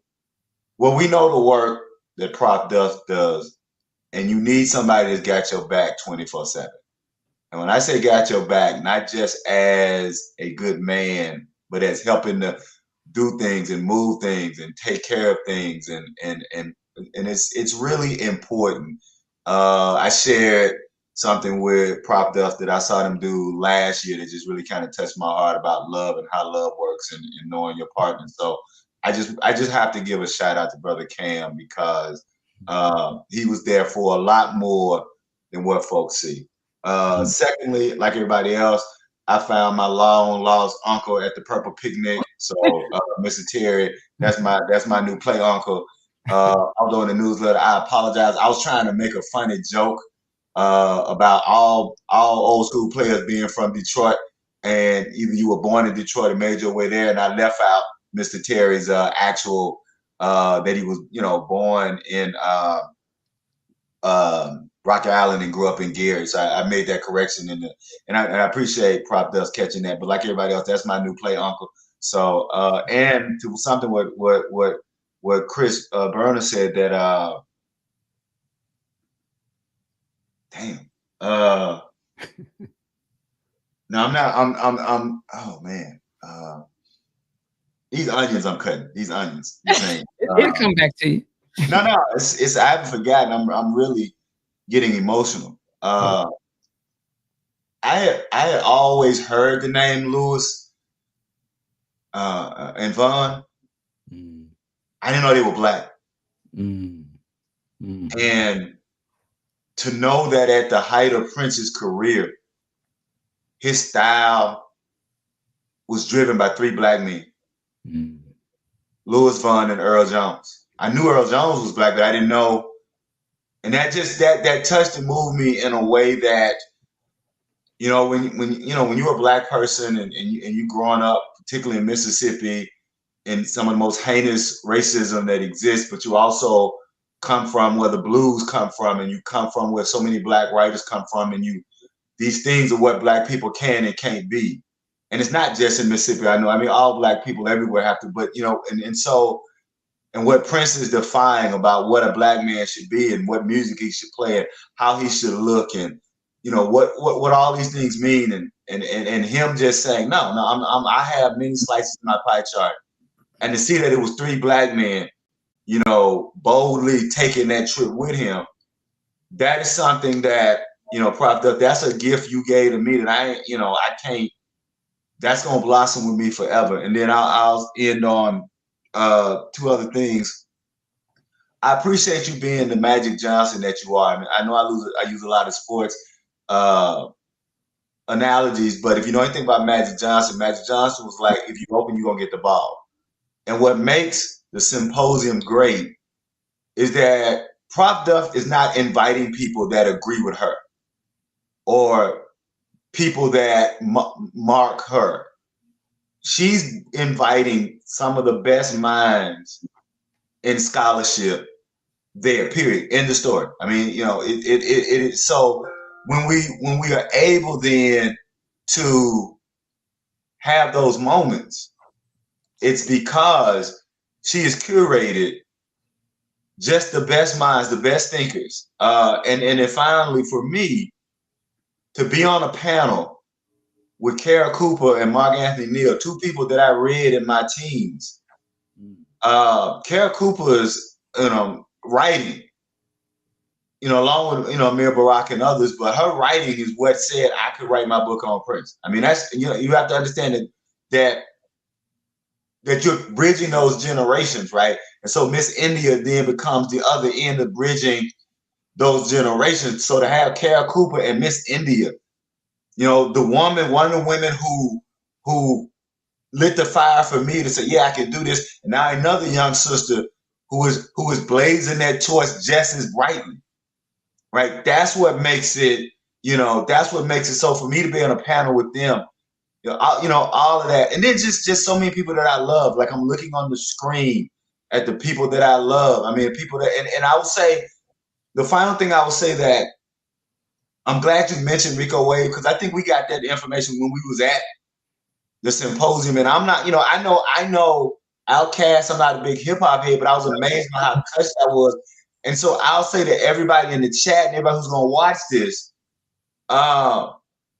don't wait till tomorrow to make your mark in life, and don't wait till tomorrow to decide that you're going to celebrate Prince and tell the truth about Prince. Y'all know that's my charge, right? SNCC, the Student Nonviolent Coordinating Committee, said that the only definition of an expert is somebody who knows a little bit more than me. It's a lot of y'all out there got insight and information about Prince. You cannot let the wrong people tell Prince's story. And if Rico Wade life and death tells us anything, we don't have all day to do what's right. And so make your voice heard in the celebration of Prince. I'll shut up. You said so much, Celie, and I'm like holding back my tears, but I'm not gonna cry. So we're gonna actually pivot just for a hot second, and we're gonna lighten things up. But everything you said, Celie, was really important. But how we're gonna light it up is that we had a fashion contest every single day of the Symposium, and who didn't win on the first day? But none other than Celie. Celie got first place, and I'm grateful for Michael Dean actually for taking this video, because I realized like we don't have any photos of Celie, but Michael Dean took some video, so we got to see Celie from the top to the bottom, all the way down to the shoes. Stacy's, that's right. So Celie won first place for, yes, Vanessa, Suited and Booted. And yes, Celie represented for the time. Everybody walk your body. Yes. So that was day 1. Sharp, yes.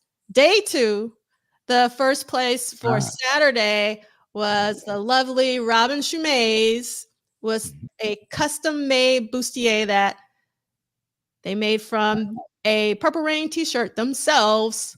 Wow. And she looked fantastic. And I love her hair color and I love the curls. I tried to get curls, but they wouldn't stay and all that kind of stuff. So shout out to Robin.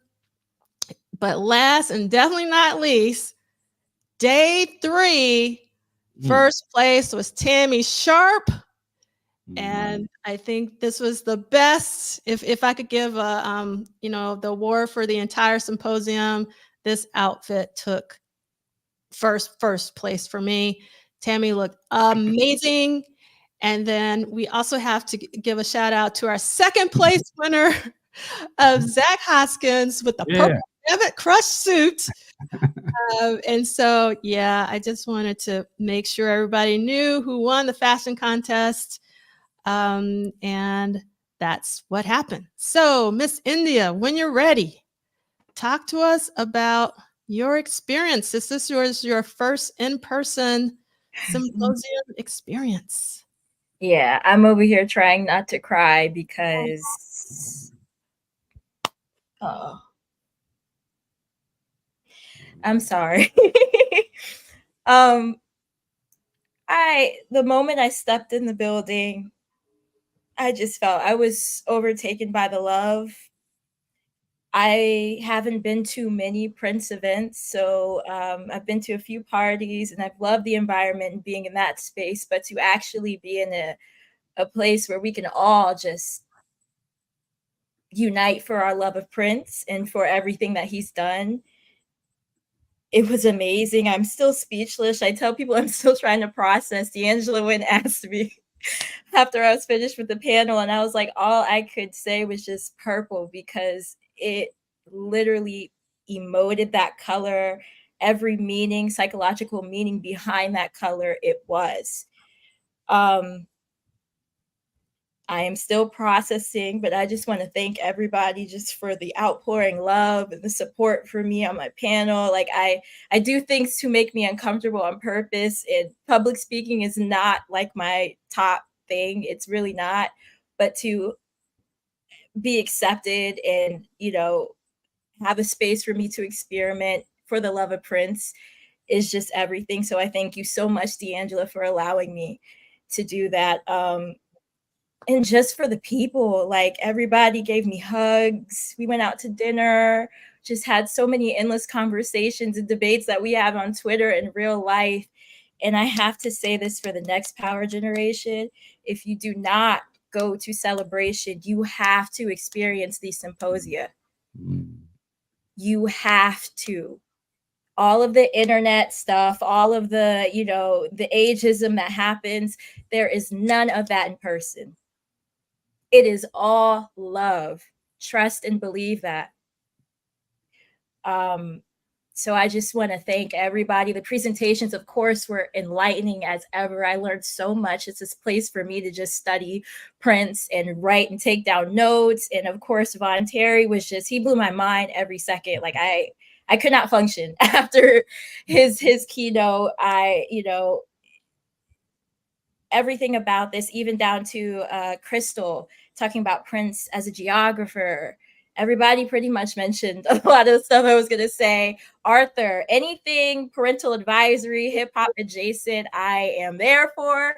So that definitely spoke to me. And I love, talking about all things Tipper Gore and what occurred in that time period. But the passion that you had for Prince just showed me a variety of presentation style.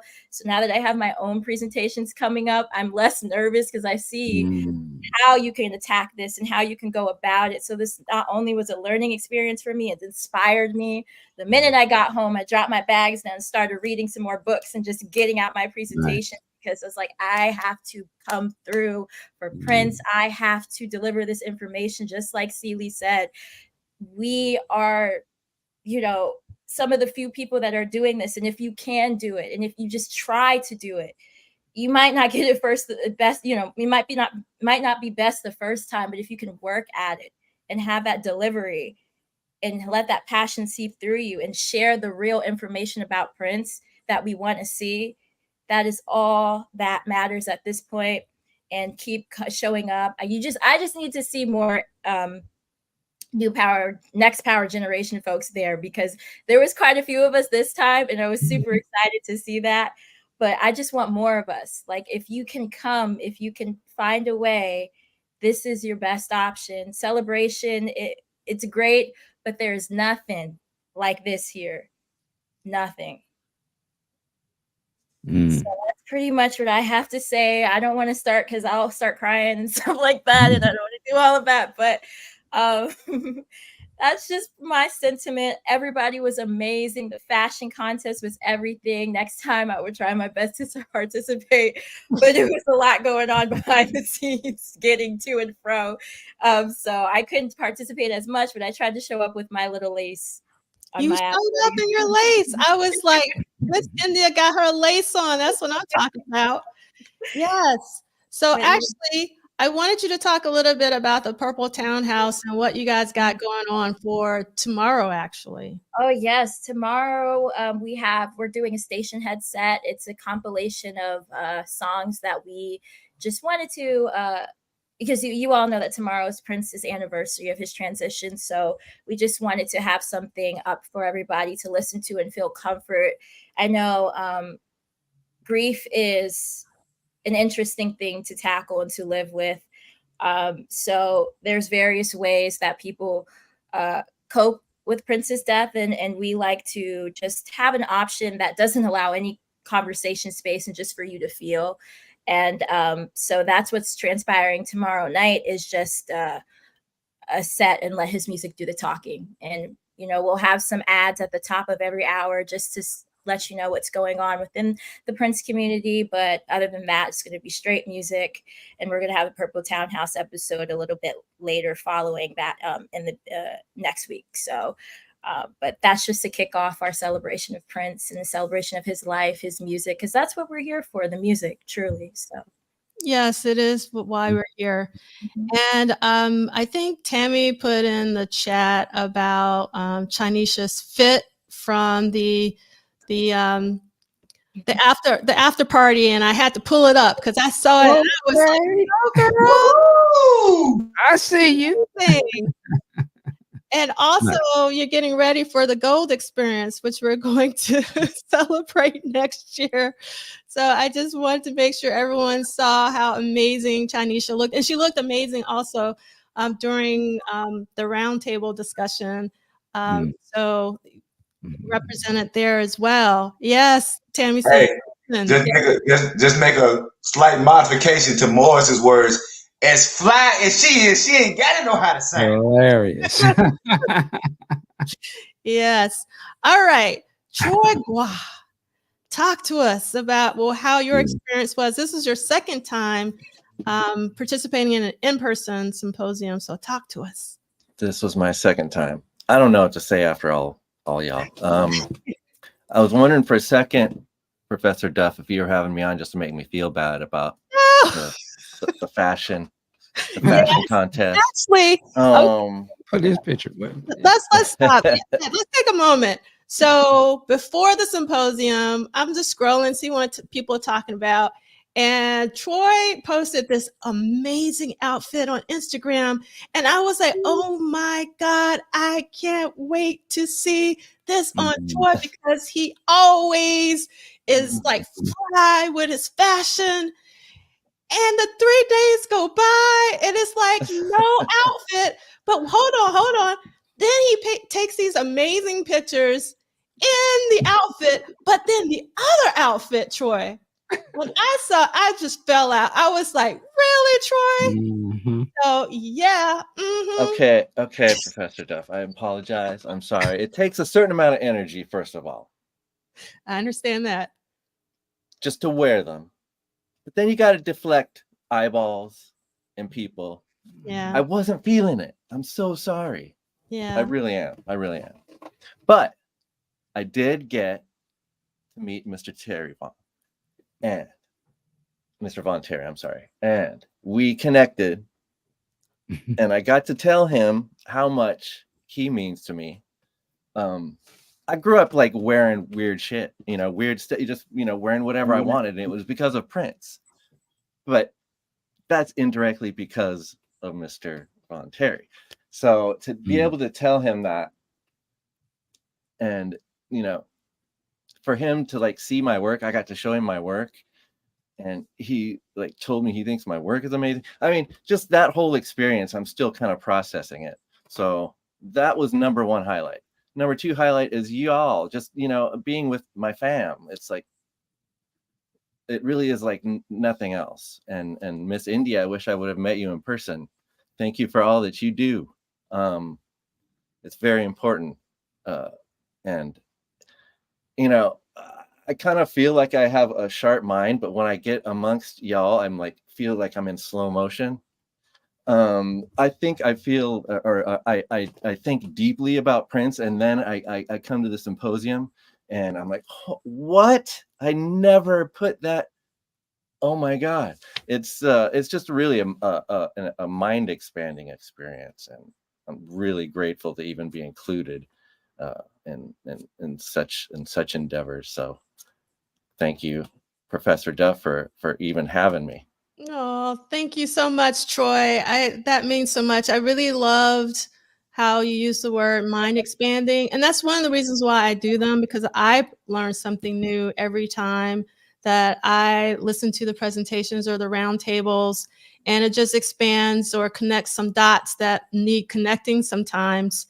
And I'm not going to let this go. So we're going to look really quickly at the amazing Hold on. waiting for Troy to rare at the symposium. But then this is the one, Troy. Get him.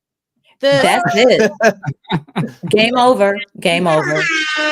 But yeah, all right. But check it out. I had a little convo with Chinesha, and we came to the conclusion that I would have not have taken these epic photos had I worn them to the symposium. So therefore, they live on in the internet. Yes. Man. They're very epic. And maybe I'll wear them sometime somewhere else. You got Man, it. you shopping in Ginsu Nice, boy. I don't know what you talking about.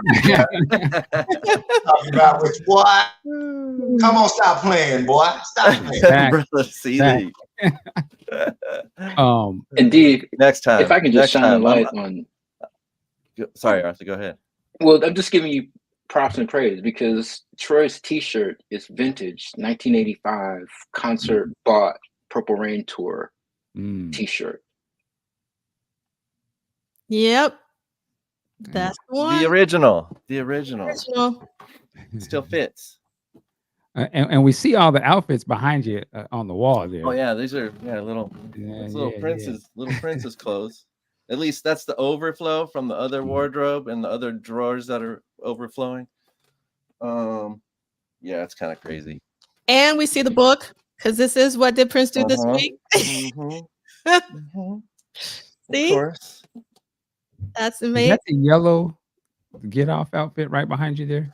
Right this there. Guy. Yeah. Just gonna floss that real quick. You mean this one? Yeah. What the? Watch out. But we're talking about Purple Rain. Wow. Yeah. This is the very first one ever made. Yeah. Incredible. Wow. If you just have that sitting behind you at your place, like the craftsmanship, just the work, the detail that you had to put, the love that you put into that is crazy, man. Love it. It's a labor of love. I would love for Mr. Von Terry to see this. Maybe he's watching this. I'll send it to him. Cool. Can I say something real quick? Of course. Just to reiterate everything that everybody said. For me, the takeaway again is always just the community of the people. Like was said earlier, just being able to have those conversations about Prince that you couldn't have with other people that didn't really get it. But we went out with lunch with the different people all the time and just get into these conversations about Prince, that stuff that I would never, you don't normally be able to just meet somebody that you didn't know and go deep into some Prince and like sit down breaking bread. That was the fantastic part about it to me. Of course, all of the presentations, head buster, make you think on stuff that I never even imagined about Prince. Gives me a different way to think about it or consider when I listen to the music. And then just watching, keep it real, watching D'Angelo. I don't know how you do that, but the skill of not only, you know, putting on this live event with multiple people, you sort of have to make sure you got people on time and doing this, and then you're actually the host. Then you have your students and stuff. You know, I just sit back and watch. Okay, you can do anything you set your mind to. Look at D'Angelo. You know, she's got a team of people, and salute to everybody that was helping her as well. That was like, so I was just amazed, and just being in the presence of everybody. It was fantastic. There was one thing that I wanted to say earlier. I don't remember the name of the gentleman. I think he was the guy. He said he worked with the record companies or something. But he mentioned Luther Vandross. So you remember when Luther's name came up, and it just sent the whole symposium into like pandemonium. Everyone was talking. I can't remember what he said about Luther, but it was something like, you can't play with Luther's name like that. And everybody in the audience was just like, oh, wait a minute. And this was like about 3 minutes of like, I was like, man, maybe there needs to be a Luther symposium, because there's something like, it almost shut it down for a second. I just thought it was so hilarious, but I love that it shows we don't play about our people. Like, we don't play about our icons who we fuck with, and we mess with Luther heavy, same way we mess with Prince. So I love that we show so much reverence to these artists that we love, that we would put on an event like this, and everyone would fly from around the world to participate. So I thought that was very powerful, and salute to D'Angelo and everybody that was part of it. It's fantastic. Thank you so much. I have to give a very special, I mean, I know she's not going to watch this, but Krista Battersby, who was the woman in the room with me, she has worked every single in-person symposium I've ever done, including the Betty Davis one, and she doesn't even work at NYU anymore. Wow. And on top of that, she just defended her PhD dissertation that Tuesday. Wow. So she was helping me that Friday, and she took off of work that Friday to help me those 3 days. So I have to give a mad shout out to Krista Battersby. She is an amazing woman, and I couldn't do it without her. And then the other two staff that were critical, Tracy Figueroa, who is an amazing, amazing person. Celie, did you want to say something about Tracy? Well, go ahead, everybody, because I'm going to just shout out all three of them. Yeah, and last but definitely not least, Sam Jackson, not the actor, but Sam Jackson is incredible. Sam was the one who made sure we had all of the special things like the sparkly tablecloths and, you know, the wristbands of the different colors for each day. Like those two women, all three of them, actually, they just hold me down, and I couldn't have done it without them. And then we had a lot of student workers, and students don't like to work on the weekends because that's their time. So we had to do some begging. They got paid. It wasn't volunteer. They got paid, but even getting paid that isn't enough to pull students for the weekend. But so all the students working the event was amazing. And then I have to give a very special shout out to one student called Kaya Baker. My family and I, we give out an annual award to graduating students. And I'm going to pull this up just really quickly because it's important to me. So I hope that you will bear with me. So this is my grandfather, who's Eddie Oliver. And I'll put the link in the chat in case you want to read up about him. I don't want to take up too much time. But we have given out a monetary award since 2008. He passed in 2006. And every year, and I was able to give it to Kaya Baker this year, and Kaya is really amazing. And Kaya has their own company already, and it's called Be Quintessential. So I'm going to put that in the chat. And to make a long story short, Kaya worked the event not knowing that she won the award. So it wasn't like, oh, I'm going to work for you because I got your award, but she was already working the event. So it was really nice to actually meet her because she wasn't my student this semester, because I wasn't teaching the seniors. And it was really a lot of people coming together to make sure. And we had a lot of NYU sponsors, because even though the event is free, it does cost quite a bit of money. And so I am going to just take a few minutes to give them some love, because it's really important. And I will put this link in the chat as well. And you can go scroll down to the bottom of this page here. And hold on one second. What am I doing? It's like everything like switched around on me or something, like my buttons. So weird. Oh, I know what happened. I stopped sharing for some reason. So give me 1 second to share again. And let's see. It's like, I didn't know that happened before. So NYU Tandon School of Engineering, which is my school where my faculty role is. Integrated Design and Media is my program. I definitely couldn't have done it without IDM, because that's where Sam Jackson works and also where Tracy is affiliated. And then we had NYU's Global Inclusion, Diversity, and Strategic Innovation, as well as NYU's Liberal Studies, where Dee works in the chat if she's still here. Thank you so much. And then also the Institute of African American Affairs and Center for Black Visual Culture at NYU, as well as the Department of Photography and Imaging, as well as at NYU, as well as the Center for the Study of Gender and Sexuality, also at NYU, and to the Clive Davis Institute of Recorded Music, also at NYU. And also, I just want some of you guys to know is that even though like when you're walking into 370J, there's a gallery for Clive Davis, that's actually not the Clive Davis building. Like they have a couple of floors, and my program's in there. ITP, if you've heard of this program, was Interactive Telecommunications Program. They're also in there. So it's a lot of different NYU programs, not just Clive Davis, but a lot of people get that mixed up because Clive Davis has a gallery right on the main floor. So it's actually NYU's first building where there are multiple programs in the same building, because if you know anything about academic institutions, they can be notoriously siloed. And so they're trying to, break down those barriers. All right, so I'm not going to keep you guys because we also have some attendees in the house. So I'm going to let you guys can hang out if you want, but I hope that you will enjoy the rest of your Saturdays.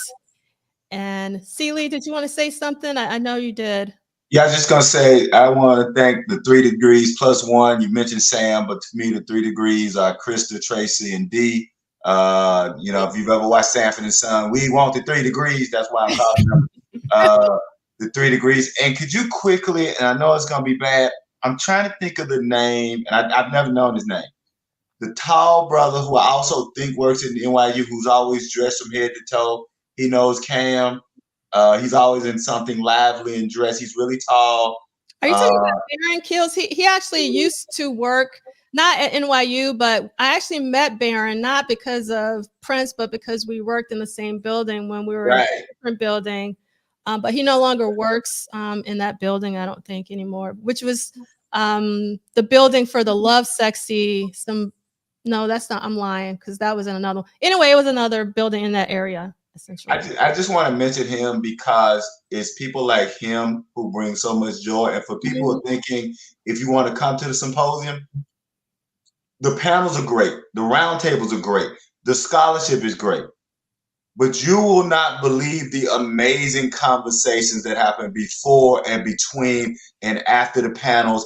And when people go to dinner, I mean, there are some in fact, when people are having conversations then, that's when they're having a germination for what they're going to present next year. That's when they're going to have two. And if not, it's either Prince or Prince adjacent. I just said about just saying this, the two best conversations I had. One was with him, and I have no idea. It was basically, we was just talking about the Bible. Like it didn't have no Prince, no purple. We just got into this whole conversation about, well, it started with Prince and Love, right? And it went from Prince and Love and the Bible, and it was literally like a 30-minute conversation just about how do you define love. And then another great non-panel conversation was when myself, Matt Thorne, Prof Duff, and Cam were on the subway going somewhere, because I don't know where the hell I'm going because I'm just lost all the time. We're going to see law. You see, we got lost. My dumb ass got lost walking from the hotel to the place, just how close it was. I got lost, had to turn around and take an Uber. That's a damn shame. My wife's still mad at me. But anyway, on that, and so I had a great conversation with Matt Thorne. So I had this long, great conversation with Matt Thorne just about religion and black music and the whole secular, and how Christian music can become secular music and all that. I'm saying all that to say, the Symposium is a multi-layered gift that keeps on giving. You come for the scholarship and you get full off the revival.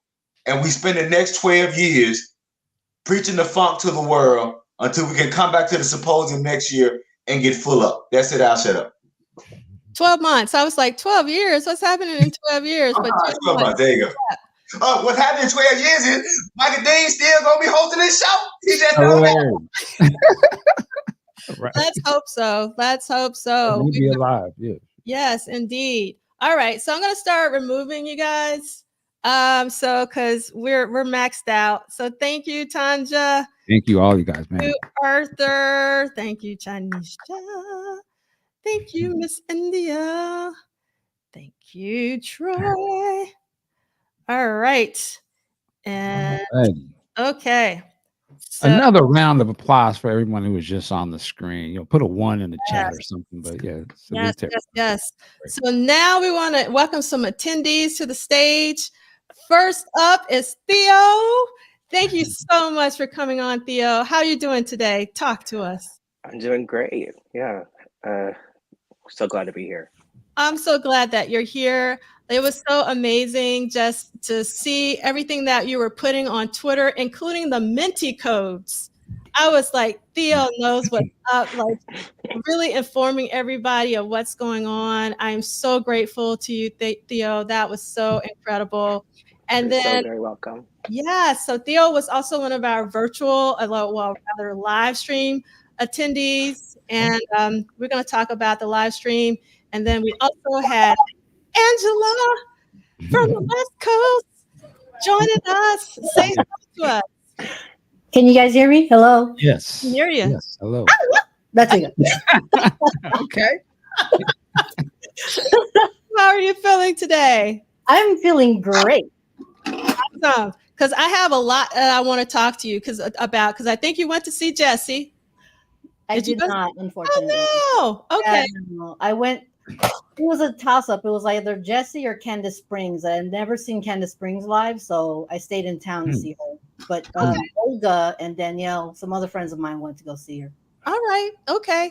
And then actually, so Angela is from the West Coast, LA. Yeah. And Theo, I forgot to ask, where are you joining us from? I'm from Seattle. Seattle. Oh, what? Yeah. West Coast. In the 206. What's up, Theo? Okay. So I think Michael Dean is in Seattle as well, right? Yes. Yeah. Okay.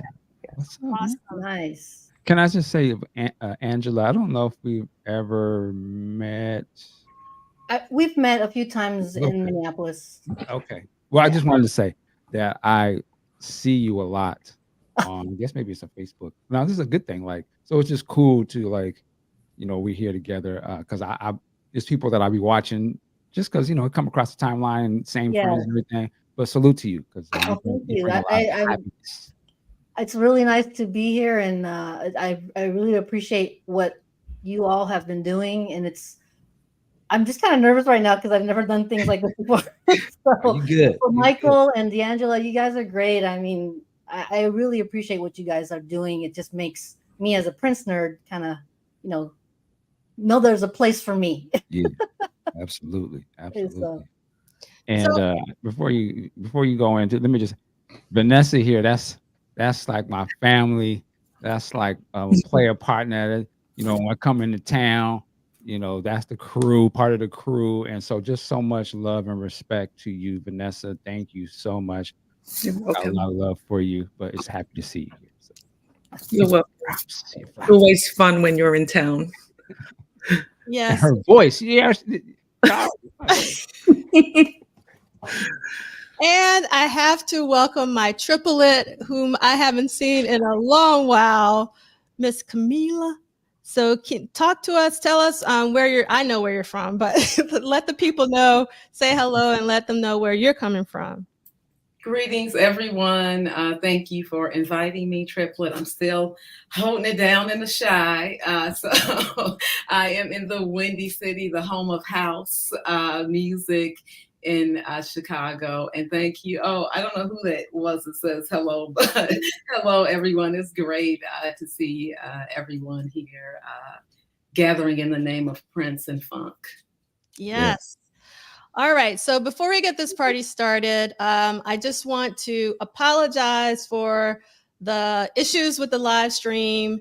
And we used the exact same company and the exact same software last year for Triple Threat. We didn't have any issues. Also, the company had streamed something in that very same room the weekend before using the exact same software. And we've been talking to the company is called Transcendent Enterprises, and it's not their fault because Transcendent Enterprises is amazing. It turned out that the software we were using, DACAST, D-A-C-A-S-T, had recently updated some of their settings, and it was basically glitching the stream like crazy.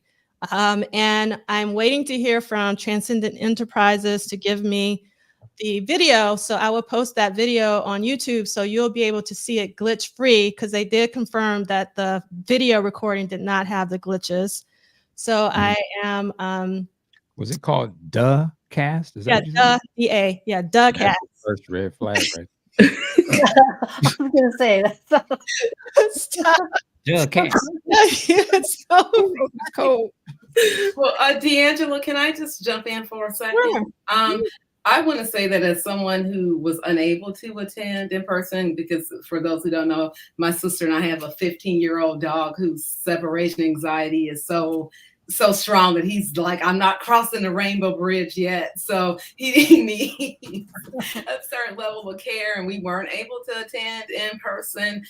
So I just have to say that, you know, anyone who has attended any live event, especially Prince fans, knows that there are glitches that happen. At no point did the glitch impede my understanding of anything, my enjoyment of it. And so for people who were watching something for free, because I know there were a number of loud people complaining, CBS just had to apologize for the glitch where folks didn't get the last 2 minutes of the 100 Madison Square Garden concert for Billy Joel, and I know they're going to re-air it, just like you always make the stuff available. So really, you know, no one's doing what you're doing at the level that you're doing it. And I know you don't have the staff and budget that other people who do events like this have. So I just want to thank you for making it available. Your virtual symposia and even the live streams made it possible for my 99-year-old great aunt to watch the Graffiti Bridge presentation. And for people, you know, around the world, you know, who for whatever reasons can't come. So I appreciate you for that. I look at Miss India, who joined first virtually and then was doing an in-person presentation. And so I think what you're doing is great. You know, with technology, we roll with it and roll on. So I don't think I understand your professionalism and wanting to apologize as CBS did, but you know, the people who were complaining like they were need to have 2 seats, and like Celie, I'm gonna shut up. So I just wanted to say that, and to thank you again publicly, D'Angelo, and say it's not that serious for the folks who were complaining, because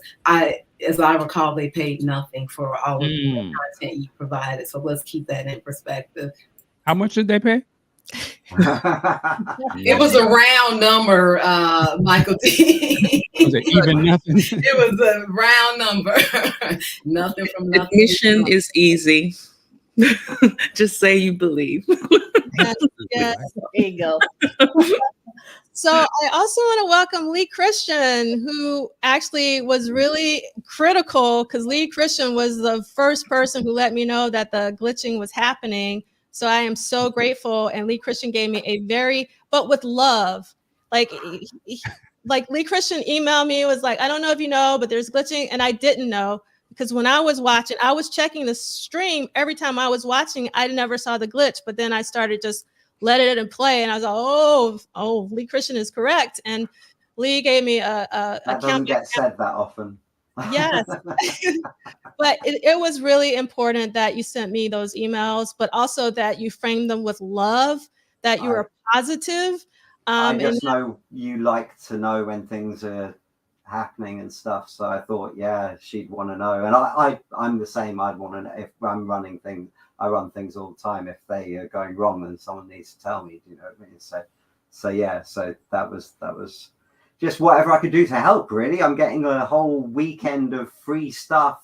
Do you know what I mean? Of free print stuff, which is the best stuff ever, isn't it? So so I just felt like, whatever I can do to kind of help. So then when you said, do give me, I said, I didn't want to bug you. Do you know what I mean? Because especially after a while, I realized it's kind of getting you down a bit as well. So I was like, I don't want to affect you badly, with this.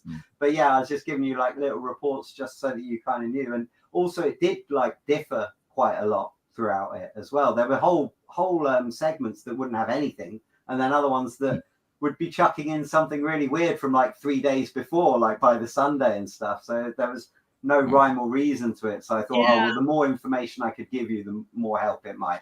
Yeah, it was helpful, because I actually forwarded that information to the company, and they forwarded it to the software company. So it actually was extremely helpful. So let the people know where you're tuning in from today.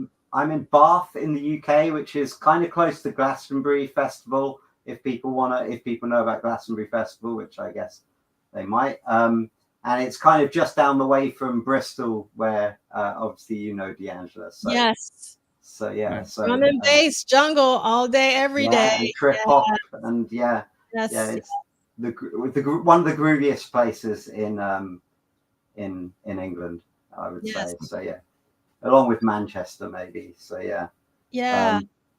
And we have one more person to add to the stage. Olga. Hi.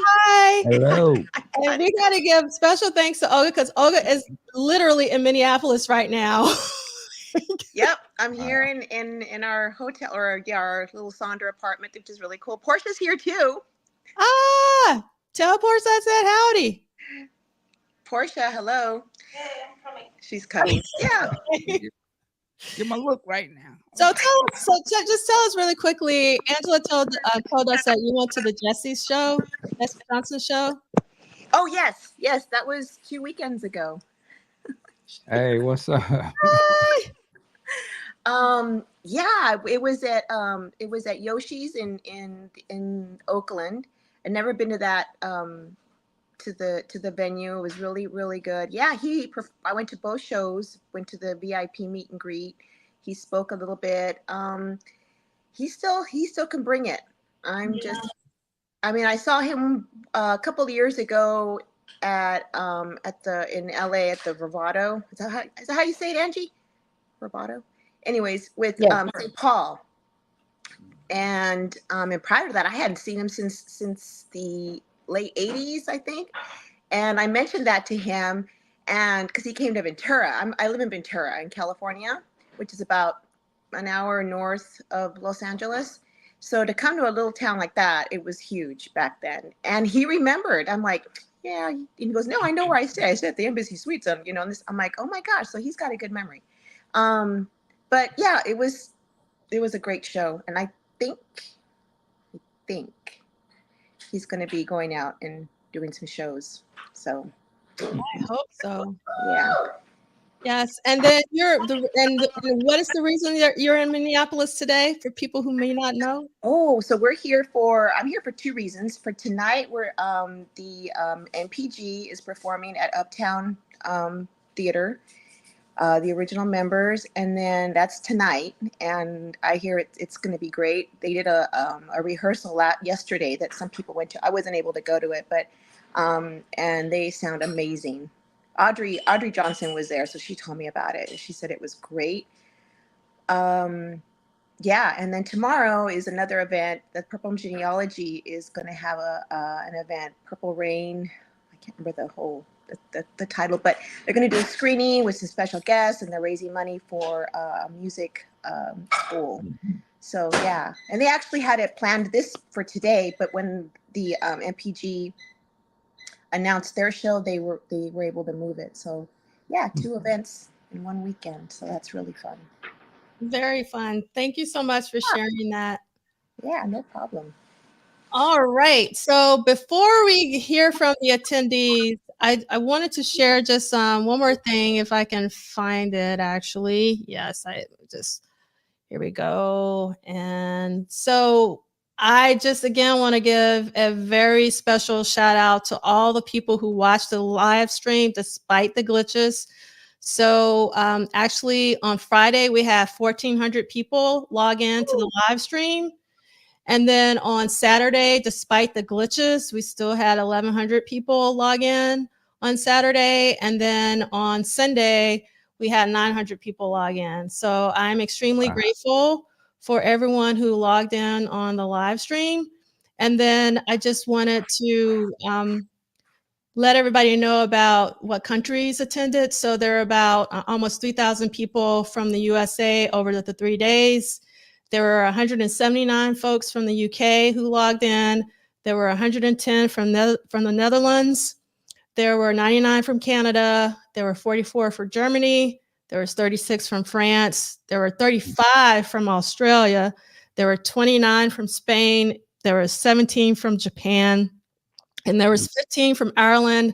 And I just did the top 10 because there was a lot more other countries that were actually tuned in to the live stream. So I just want to, again, thank everyone for continuing to watch despite all the technical issues. And thank you, Camila, for letting me know that one thing is my mama was watching, and my mom has low tolerance for messiness. So if my mom continued to watch, I knew that everything was okay, because my mom she ain't got time for that.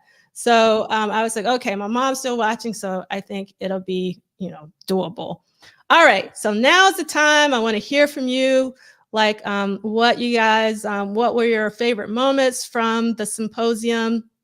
And let's start off with you, Theo. Again, I can't thank you enough for all that you did to keep people informed on Twitter. And I don't know if you were rocking any other social media, but I know you were holding it down on Twitter. So talk to us about what some of your favorite moments. Well, my day started very early. I would wake up around 5 to 10 to 6 a.m.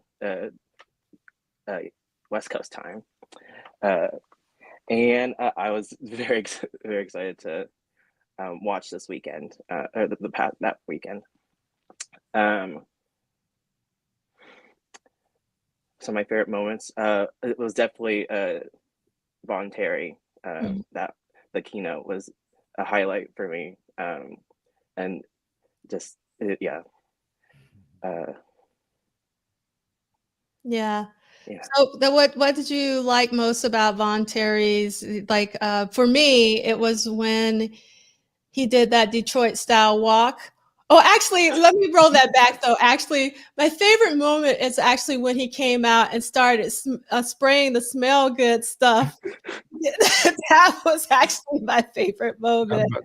You forgot about that, right, Michael? That was incredible. Angela.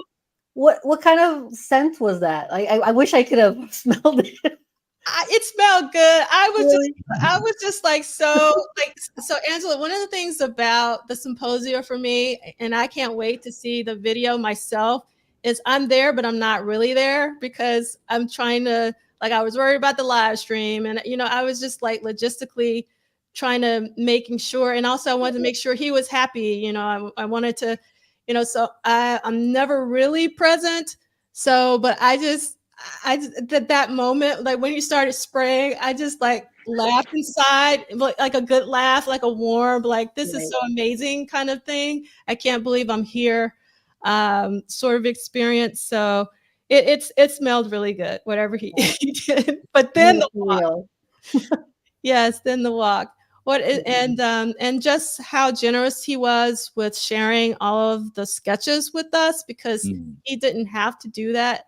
He didn't have to do anything. First of all, he didn't even have to come. And for him to actually show up and, you know, even with some presenters for various reasons, some participant speakers have to leave, like they're not there for the entire time. But after his keynote, he stayed with us until like 10:30 p.m. And he also went to Law's performance. I was like looking around, I was like, is that Mr. Terry? Like he was at Law's performance. And then he went to Robin's burlesque show. And I was like, oh my God, like this is someone who's really vested, kind of similarly to Jill. Like Jill was present last year every single day of Symposium. No one does that, but Jill Jones does that. And then similarly, when we did the DM40 GB30, Jill was there in the chat every single day. So I have nothing but love and mad respect for Jill Jones. And Mr. Terry is just incredible. Like just being in his presence, he's so inspiring and very inspirational. And for those of you who saw it, I had a couple of sketches from when I was 13 or 14, when I wanted to be a fashion designer, because Mr. Terry inspired me. And we went out to dinner like months ago when I was talking to him about if he would consider doing the event. And my husband, because I didn't want to take him, I was like, Mr. Terry don't want to see no sketches I did when I was a teen. But he was like, no, he's going to want to see them. And sure enough, he looked at every single sketch, and it was a lot of them. It was like I don't know, probably 50 pages of sketches. He looked at every single page and commented on every single one. And he told me that he wouldn't do the keynote if I didn't put my sketches in the slideshow. So that's the reason why they're in there, not because of me, but because Mr. Terry asked that I put them in there, because he was really touched that I was inspired at such an early age. You can see it on his face when he was talking about, you know, your stuff, and he made a point to like, no, show that, keep, you know, show him that. I can imagine for him to see the influence he had on kids, not knowing the influence and stuff, see it full circle like this, that's got to be touching. Yeah. So I was moved that he was moved, because it's more about everything is always about, you know, everyone who contributed to the Prince verse and giving them their flowers and making sure that they are appreciated and loved while they're still here, because tomorrow is never promised. So Theo, I want to make sure, did you say everything you wanted to say? Are you good? Is there anything else you wanted to say? Yeah, I just wanted to add when Von Terry pulled out the garment that he brought and the audible gas in the auditorium. I was aghast as well. That was, and also I really enjoyed the live commentary of the Syracuse show. Oh, thank you. That was really fun. Thank you for letting me know, because I'm always just like, I didn't know if that worked or not. And so thank you so much for that. I really appreciate that. All right. So Vanessa, like talk to us. So you were there in person, and I know you attended last year as well. Yep. Yeah, this is, I cannot miss a symposium, period. I see it as every day, it's like I'm going to work, you know, waking up, getting there for 9 o'clock. I'm not going to miss anything. It was just fantastic. Of course, Vaughn Terry was amazing. His energy was incredible. He was very inspiring. I love the thought-provoking presentations where we're looking at things in different ways that you never would have thought about. And particularly there was the presentation on mental health. That was normally we would joke about, you know, over the years we'll joke about you know, Apollonia, you know, get out, girl, he's get out that situation. But the presentation from Robin made me look at it as, oh, these guys are wounded too. So, you know, that was really incredible. what other stuff that was amazing? It was just like I come away feeling smarter from Symposium, and I know I need to do more work. Yeah, it's just incredible. Awesome. I also come away from the symposia smarter because I would have never thought of that. And I agree that Robin Shumay's presentation was actually one of the best out of all symposia. It was really, really well done. So thank you for shouting out Robin's presentation. All right, Lee Christian, what about you? What were some of the highlights for you? Oh, can you hear me? Yeah. Yeah. Okay. Okay. I wrote a whole thing on this on my Luke Cage piece of paper here, and it's totally full and it's all really messy. So yeah. So bear with me. Yeah. Just first off, congratulations, such an achievement. Like to do it all like that 3 days. You must be like totally drained after it. So thank you and congratulations. And then also just to be able to watch it in the UK as a Prince fan, not enough Prince stuff goes on in general, and to just be able to, to have that, all that resource, like for those 3 days, same, I put it aside in the diary. Do you know what I mean? It's like, that's all I'm doing. Everybody knows to leave me alone. Do you know what I mean? So, so thank you. And I almost wish Celebration would kind of take a hint or a leaf out of your book or something. So, and show us a little bit of the goodies, if you know what I mean. And this, I was trying to say, like, the difference between a Prince fan and a Prince scholar is really apparent when you, with the symposium. It's like the level of depth that it goes into is, and the standard of presentation is ridiculously high. Like, as someone who, has ambitions to do such a thing at some point, I just look at it going, oh my goodness, this is like, they really worked hard on this, didn't they? They didn't just come along and go, so I like Prince, do you, kind of thing. And it's, just the musicologist guy was mind-blowing. That for me had the same kind of impact as the Lynn drum thing the previous year. I thought that the fur one was so brave, because I really believe in exploring historical things, whether or not they're comfortable or not. And so to take the whole kind of, just go out on a limb like that, I thought was like super, super brave, and it was super informative and cool, and I learned way more for it. So, that's kind of the end justifying the means, if you know what I mean, and everything. So I thought that was amazing.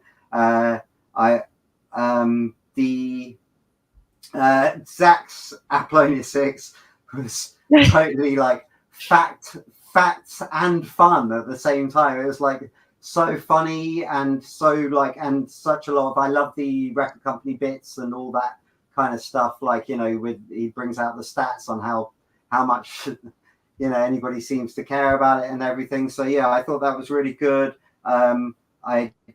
I thought Seeley did everybody a favor by not entering any further days, because every time he was still dressed really sharply, he just took his first day prize and went, I'm going to let someone else have a go at this. Do you know what I mean? So yeah, I thought that was pretty good. Obviously the clothes thing, everybody's already said. Your designs were great, by the way. My mum was a fashion designer in the 80s, and your designs are great. So yeah, they stood up. Don't worry. I just particularly the I wondered whether you were nervous when you were holding the clothes. Did it like hit you whilst you were holding it? Oh, this was Prince's kind of thing. No, actually, I was more concerned when I was trying to pin that feather boa, because I didn't want to put a pinhole in his amazing outfit. So I was trying to put it close to, he had this button, and I knew it wasn't on his shoulder, but he wasn't having that because it wasn't right. So I got Robin to come up, Robin Gervais to put it on him right, because I was like, I don't want to outfit. So I was more concerned about that. Obviously, it was amazing to hold that garment. Like, when you open it, you saw the Prince tag. That is when it really hit me, when I saw the Prince tag. And I was like, oh, and it was a beautiful, beautiful, beautiful garment in person. And so thank you so much. Yeah, it's out. I'm when I'm there, I'm always having an out of body experience. I'm there, but I'm not really there. I'm almost like watching myself. It's very strange. So yeah. I saw some of the clothes. They had a exhibition in London of his clothes way back, and I went to that, and I was quite shocked by, like, I don't know, the fabric that they're made out of, the like how small they are. Like, I'm really short, so I don't know why I'm kind of, do you know what I mean? But like it's just shocking. They just kind of, and suddenly you go, oh, that is absolutely a prince's clothes, isn't it? Quite shocking. Yeah. So yeah, that was great. I love the design that you shared on Instagram, Michael Dean, with the one that looks like it could be definitely from Around the World in a Day, and then the one next to it, which is amazing, which is like almost like a bridge between Love Sexy and Batman, because it's got like this cape, but it's also got quite Love Sexy-esque kind of era kind of design on the clothes. That just that one picture, I was like, oh, imagine seeing Prince in this, like, because he is a superhero to me. So him having a cape is like perfectly legit. That's like just makes total sense. If you go back, if you ever watched the movie The Mac, there's a part in that movie where he wears a similar outfit to that. The cape isn't as long, but he's got the cane, cape, the jumpsuit things. So I don't know. Yeah. I always feel like they were pulling from that type of stuff, but it was fascinating. Yeah, that was good. Yeah, that was great. So yeah, I don't want to keep everybody for ages on what I liked because it leaves other people. Shout out to the youngsters. You give me hope, especially after watching so much of Coachella. You give me so much hope.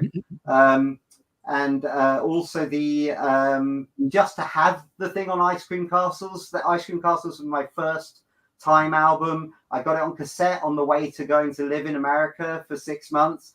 Whilst I was out in America, I bought Jerk Out on tape. That'll give you a context of exactly when it all was. Oh, yeah. That came out. And I don't know why, but I thought it'd be a really cool idea to take all the tape out of Jerk Out and tape it to the end of the tape on the... So I have a Ice Cream Castles copy, which somehow runs into Jerk Out. So yeah, but I listened to that so much. I don't know why I did that. I also ruined a perfectly collectible Jerk Out cassette. Do you know what I mean? So yeah, anyway, but yeah, so that album means a lot. I know it's kind of like for real-time fans and people who are real-time fans in real time, that's actually like kind of the end of the time, but for me that was the beginning of the time. So to have anything that's like half an hour, well, more, it was an hour on people just talking about the time. It's just like how cool is that? Do you know what I mean? Like, and I'm from England, and in England, nobody knows who the Time are. Do you know what I mean? It's just like only Prince fans know who the Time even are, and so you just don't get kind of anything. So yeah, I'll shout out to Twitter peeps. I made friends on Twitter. That was really nice, including Theo. And yeah, I think that's everything I wrote down. Oh, apart from that, it got really rowdy for the Purple Rain for the live thing, and I really enjoyed that because your documentary maker, I've forgotten his name now. Jason Orr. He was live. He was like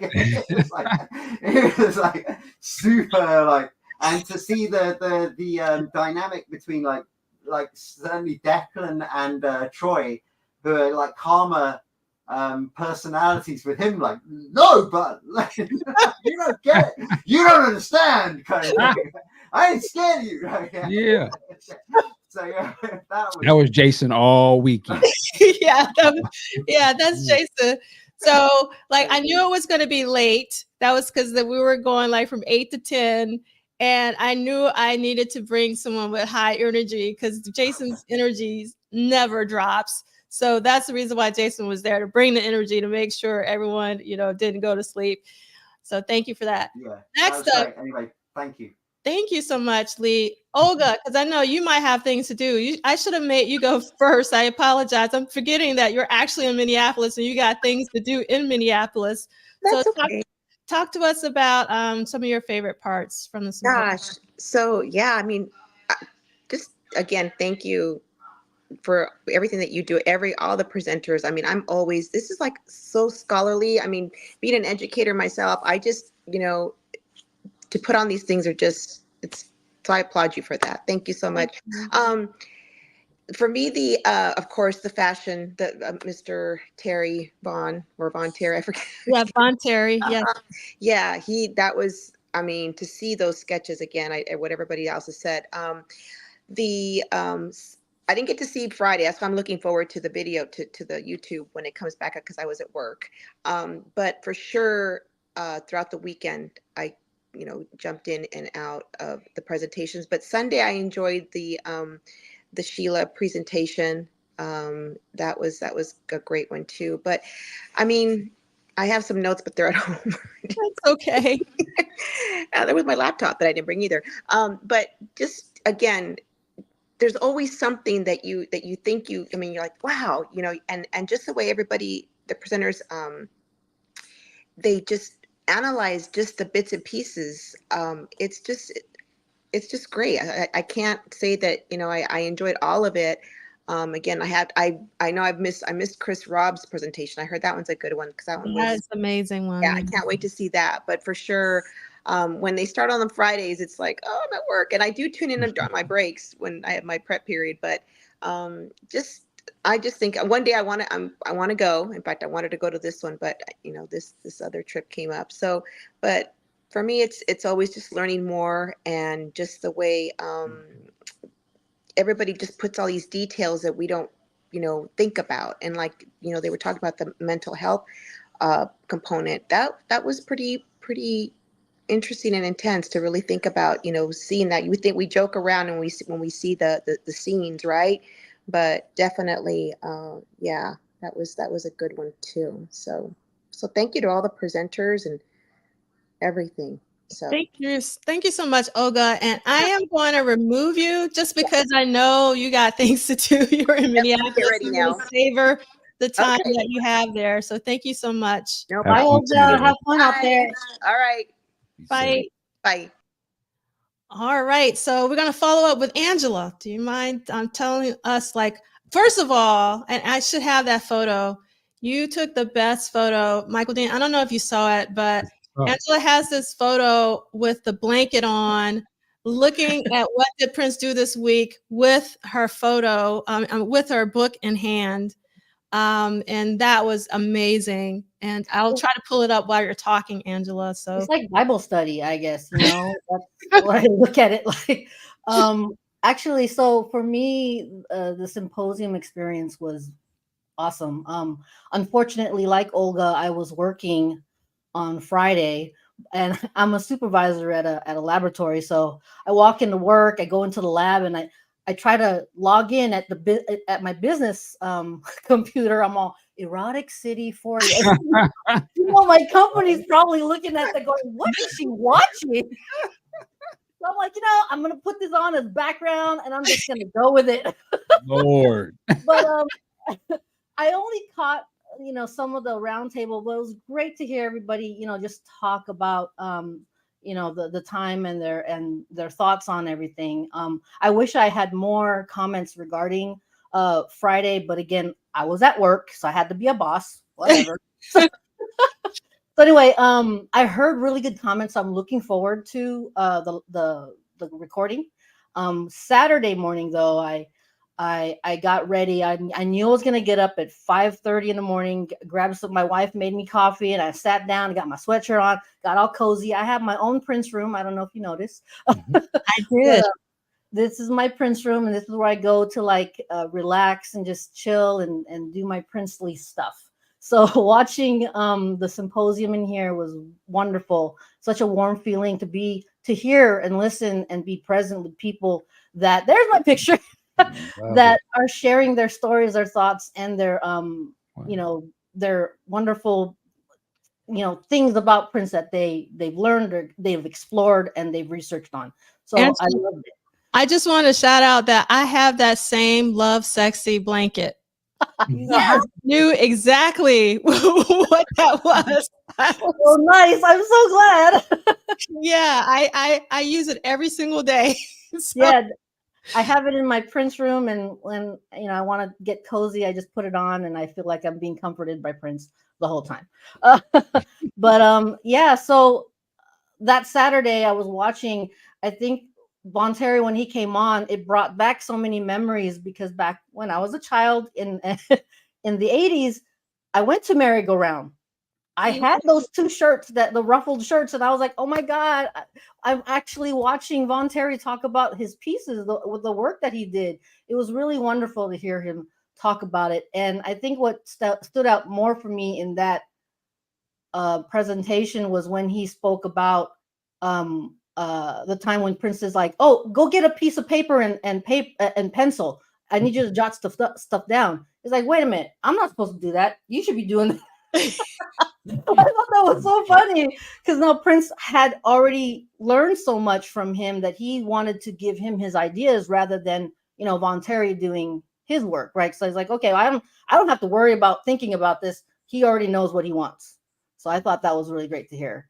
And I love Sheila a lot. So when I can tell because I see something behind you. Yes, that's record. New joint. Yes, the new. Show it to everybody in case they don't know. That's Sheila's brand new spanking album. Yeah. Is that signed? That's signed too? Yeah, she did a signing. That was on Monday, the April 8th. She had a signing at the Barnes and Nobles in LA. So I went there along with a few other of my Prince friends like Olga and Danielle and Anna. We all got together for that. We thought she was going to do a performance, but she actually was just there for a signing. So there was a bunch of people that came all lined up, getting ready to like have a conversation with her for a little bit and get a signing if you picked up an album or a CD from her. So that was a great experience. And cool. And I cut you off and you were about to talk about Sheila in terms of so on Sunday, I only had a few hours for the symposium because I had another event to go to, but you started going into Sheila and talking about how she was a very powerful figure for you during that time frame, and I was like, I totally felt that because I felt the same way about Sheila. I thought a woman on stage playing drums, like I thought that was so powerful, especially for me, for someone so young. I played instruments in high school, so when I saw her on stage and just taking over playing on drums, that playing percussion, that to me was so awesome, and saying that I could be like that too, or I could be as such a big figure as her. And when you talked about the drumsticks and everything, I was like, oh yes, I remember that. That was so great. And why don't they show that on the Purple Rain video? That's exactly. Her performance was just as amazing. I mean, for her to be a solo artist coming on to the stage and doing what she did, I thought she had to have some part in it. So I did video it, and I tagged on Instagram Sheila. I'm like letting her know that we're doing this kind of thing. She messaged me back. She's like, "Who is that? What is this? What's going on?" Interesting. And I tried to explain. Yeah, I've reached out to I mean, in the beginning I tried to reach out, but she's extremely busy. So yeah, I gave up. Well, I mean, I let her know, and I said, yeah, it's just a bunch of us Prince nerds just talking about Prince all the time. And there was a portion of it, Purple Rain, 40 years, and you're a part of that, so why not? But yeah, I really truly enjoy the symposium. I love everyone's stories and thoughts. It's just a great place to really learn more about Prince and more of an understanding. Even my wife, she listens on the outside because she's working at her computer, and she'll come out and she's like, wow, that is a really amazing discussion. I go, yeah, all these people here are here for him because what we've learned and what we liked about Prince. So I just want to, again, thank you so much for this and giving me this place to really talk about it. Thank you so much, Angela. So going back to the purple wear, in terms of did you have the ruffle shirt or did you have the scarf shirt, and what color did you have? I had the black ruffle shirt and the pink ruffled shirt. And at one point, my mom washed it and the pink turned white. I was a little sad about that. I was like, Mom, did you bleach it? So, yeah. And I wore it a few times. I wore it to school in junior high. People are like, why are you wearing these weird clothes? I'm like, it's Prince, Prince Day or Prince look. But I mean, I was a little shy, weird kid myself, and it was just something I loved to do. And did you also have the jacket as well, you said? Oh, God, I wish I did. Okay. I begged and pleaded to my parents that I can get more stuff, but they said, no, we'll just get you those 2 ruffled shirts, and that's all you get. Okay. Very cool. Awesome. All right. So next up, Miss Camila, talk to us. Now, you don't have to cut me off, D'Angela. I'm a talker, a bit loquacious.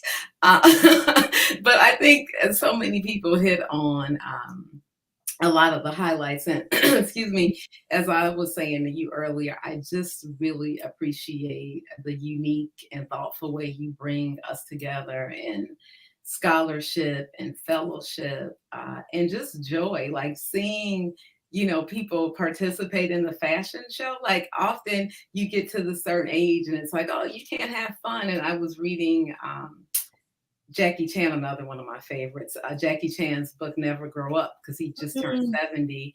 And he said the way you never grow up is to keep doing something you love. And your symposia have given us ways to keep doing something that we love and in different ways. And so for me, this particular symposium was really an invitation to re-engage with Purple Rain in different ways, because as Arthur pointed out in his presentation, I loved, and make sure Arthur gets that hour next year.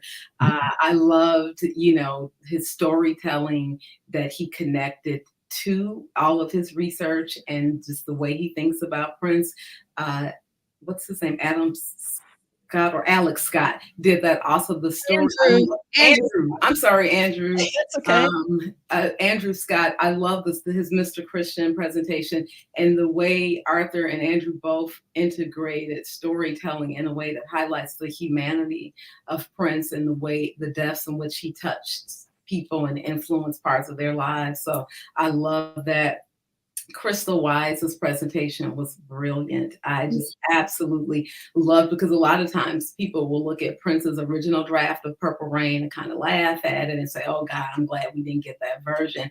So her perspective through the lens of a Black geographer and just thinking about the characters. And it was almost like, wow, if this had been like a Cooley High, like Black coming of age in Minneapolis story, that would have been a little bit different from what we ended up getting. It would have been interesting to see had that art continue to be developed, but then also thinking about, as Rhonda and Nicole pointed out, how important this was in Prince's journey and how we wouldn't get to Paisley Park or anything without it, understanding the concessions that were made to make it a mainstream success. So I just, really, really appreciated that. I'm an Adam Reed Sexton fan. So when I saw Adam, I was like, yes, I texted you. I was like, Adam has come out of hiding to bless us. So I loved, his presentation on Prince as a narrative storyteller, because again, Prince and, let's face it, Black writers in general do not get enough attention. Like the guy from Rolling Stone, his comments were not isolated. He's not an anomaly. Black songwriters, Black writers, period, don't. Writing is my home discipline to teach. And I know whenever I'm looking for interviews that talk about craft, Black writers are rarely asked about their craft. And so breaking down Prince's craft as a storyteller, a wordsmith, just what an immensely talented writer he was, I think was really important. I love that Zach answered the call for why no one wanted to talk about Apollonia 6, Karen's research on the long fur coat of mink. I just thought those presentations were amazing. I loved the Purple Rain film roundtable with Carol Cooper and C. Lee and Zaire and Mark Anthony Neal. I was taking so many notes on that. So like you said, coming away smarter, there were so many things I knew I wanted to explore and integrate in the future research. And Mr. Von Terry. I told you, D'Angela, I didn't know he was what I needed in my life till he showed up as a keynote. So he was so important. His ephemera, his wit, his graciousness, his memories, like it was just really amazing. And one of the things that I think was so important to that discussion was him bringing to the table the Detroit player pimp aesthetic and influence, because that's something my sister has talked about a lot, like that 70s kind of pimp. And we're not glorifying pimps, but still even Prince said in the one musicology show, like, I hate pimps, but that suit, I think it was Chaz had on, that's a pimp suit, and I like it because that aesthetic was real and really influential in terms of Black male dress. And a lot of times Prince's wardrobe and aesthetics, particularly from this period, are attributed or situated in the context of European dandyism or even queerness. And this whole 70s pimp player aesthetic is ignored. And so from the mouth of someone who was there doing those designs, we get that through line. And I love how gracious he was in saying we were working together. It was a collaboration. A lot of times, like Stasha Lang, Marie France gets a lot of acknowledgement and credit for those works, but Lewis and Vaughn were instrumental, as was Prince, that it was a collaboration. So it's definitely so important that he was there to speak for himself, because it is an invitation for those who write about Prince and fashion to start getting the story right and to tell a complete story. And that's one of the things I love about Karen Turman, is she answered that call. I remember after some talk about some of the presentations around Prince and fashion in Manchester, there were Black scholars saying, hey, there's a whole Black fashion history that's being ignored. And I remembered Karen's presentation where she researched the Zoot suit and brought in this aspect that's been ignored. And I just think more people need to do that. So yeah, he was amazing. And the last thing I just want to say, Sheila E., one of my takeaways continues to be the sugar honey iced tea and the Prince legacy.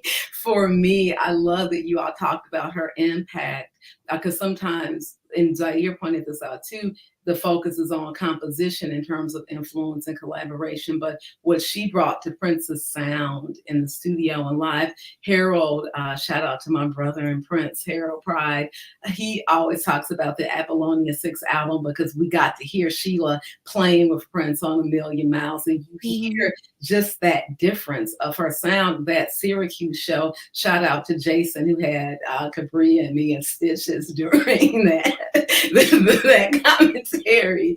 But when she hits that stage with her band, and then the brothers show up, Wiley and Brooks and Jerome, Prince's whole aura shifts. The energy of the show, the sound of the show shifts. So she was hugely influential, and I think that just needs to be highlighted more. Robert did that great presentation on Joni Mitchell as an influence, and I was thinking about how rarely women are looked at as influences on male musicians, and that's just across the board. But in Prince's case, I know Joni Mitchell or Wendy and Lisa will get this credit, but Sheila isn't. It's like, oh, she was a collaborator or a protege. And I do see Sheila E. as a protege, but not Sheila Escovedo. And I think after Prince, they merged.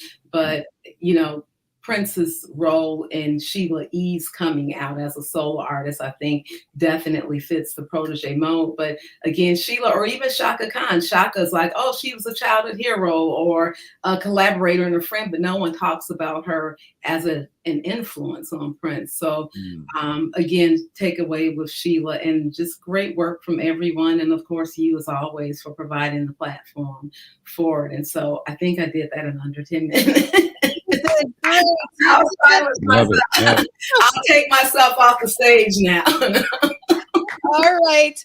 Well, I'm just going to hold you guys unless somebody needs to leave, just maybe 10 more minutes, and then it'll be a wrap. Does anyone need to leave that's on the stage? Okay.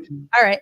So I just want to talk about what's going on at Paisley Park tomorrow, which is a night to remember because tomorrow is actually a very important day. It's the day that Prince transitioned.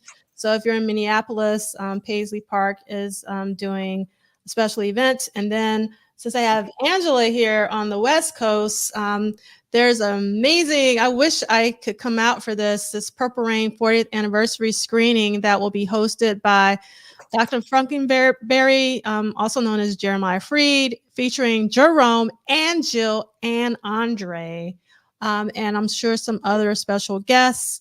So Angela, are you planning on attending this or? Yes, I got my tickets already, so I'm set. I'm definitely gonna be there. Yeah. I'll take notes and make sure I get back to you. Yeah, definitely do. Definitely, please take notes. It's so important because with I've never seen well, actually for DM40 GB30, we had Jill Jones and Andre Simone in the same keynote, but I've never seen a conversation with Jerome, Jill, and Andre. So I'm sure that's going to be an incredible conversation to witness. And again, Sunday, May 26th. At the Regent, and you can get tickets at footlongdevelopment.com. But if you go to the book club website, you scroll all the way down to the bottom where the slideshow is, and I forgot, this is a new slideshow. I'm going to have to swap it out with the old one, but you can still get access to this. Then also, I just want to give a mad shout out to DJ Soul Sister, who's putting on the Purple Takeover in New Orleans beginning June 6th. And all the way through Sunday, because our beloved C. Lee is going to be in New Orleans on Sunday. So if you're anywhere near there or want to go to a different city to celebrate Prince around his birthday, I would highly recommend that you go to the Purple Takeover. Same thing here. If you go to slideshow, click on the image, it'll take you to the place to buy tickets.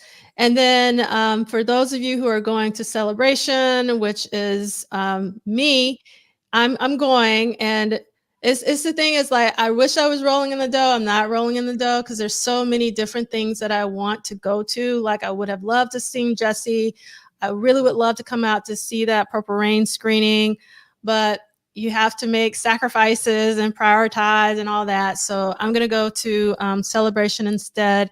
I'm not going VIP because I'm not rolling in the dough, but I'm looking forward to Celebration this year. Like always, I have my Celebration t-shirt on because I think it's really important for us to continue to support, for me specifically, Paisley Park building. So I know that that's like a cash injection, I would think, to make sure that Paisley Park can keep the lights on and pay the electricity bills. Like for me, it boils down to a practical thing. I don't want Paisley Park to disappear or turn into a car dealership or something like that. So it's really important for me to continue to support Celebration when I can. I mean, as long as I can.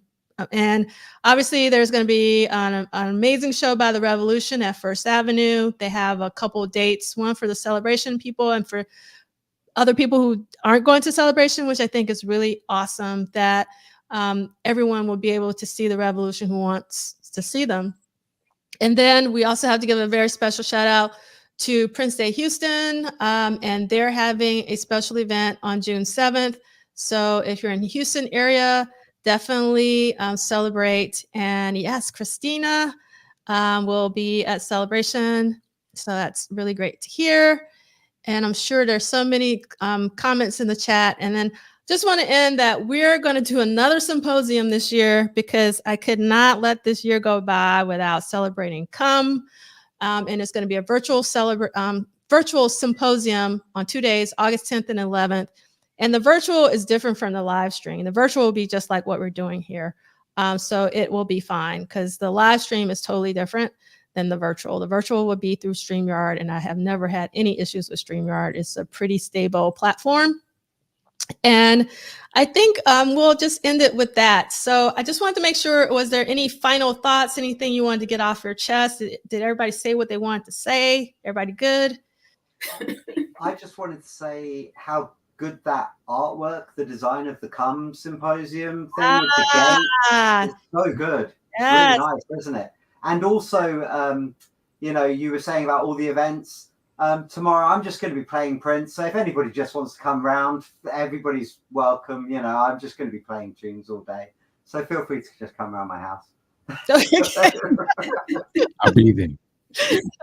I wish I could come and visit you, Lee Christian. It's been actually a bucket list item is to come to Bristol. I've always wanted to come to Bristol.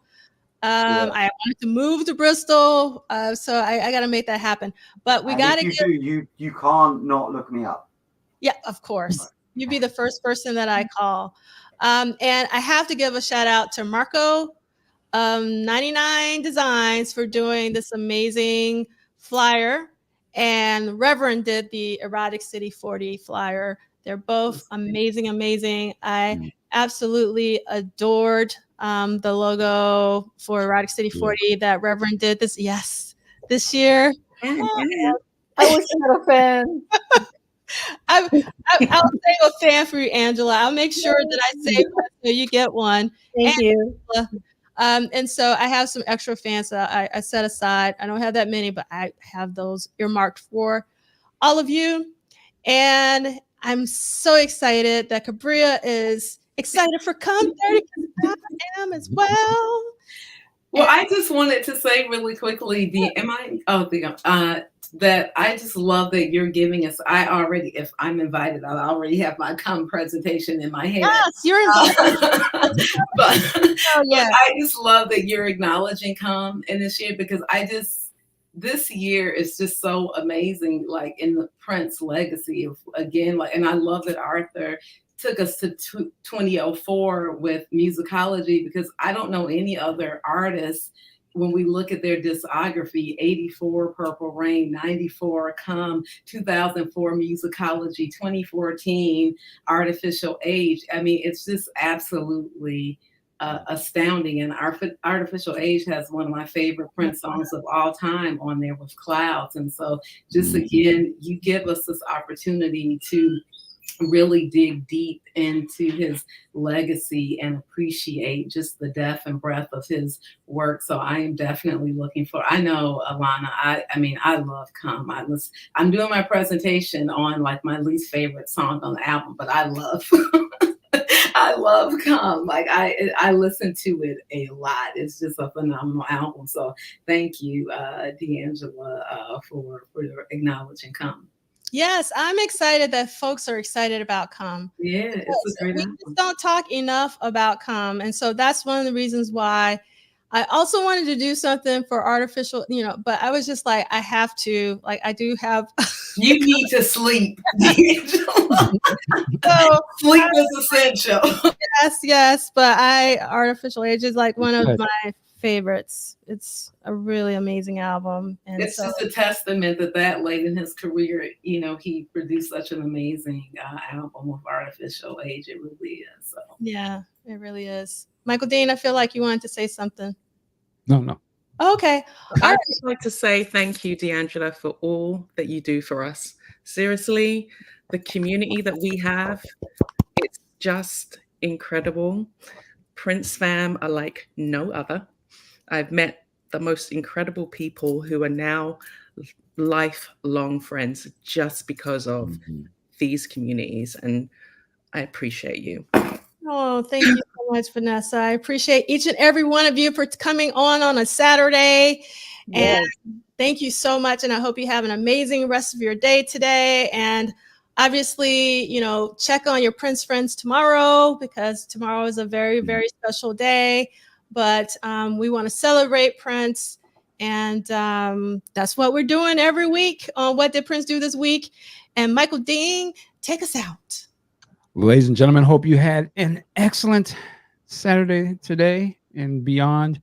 But once again, thank you to D'Angela. Thank you to all of the presenters, speakers, people that attended. Fabulous weekend. Looking forward to the next one. With that, work it like a job. We'll see you next time. Peace. And thank you, Purple Cat Confetti.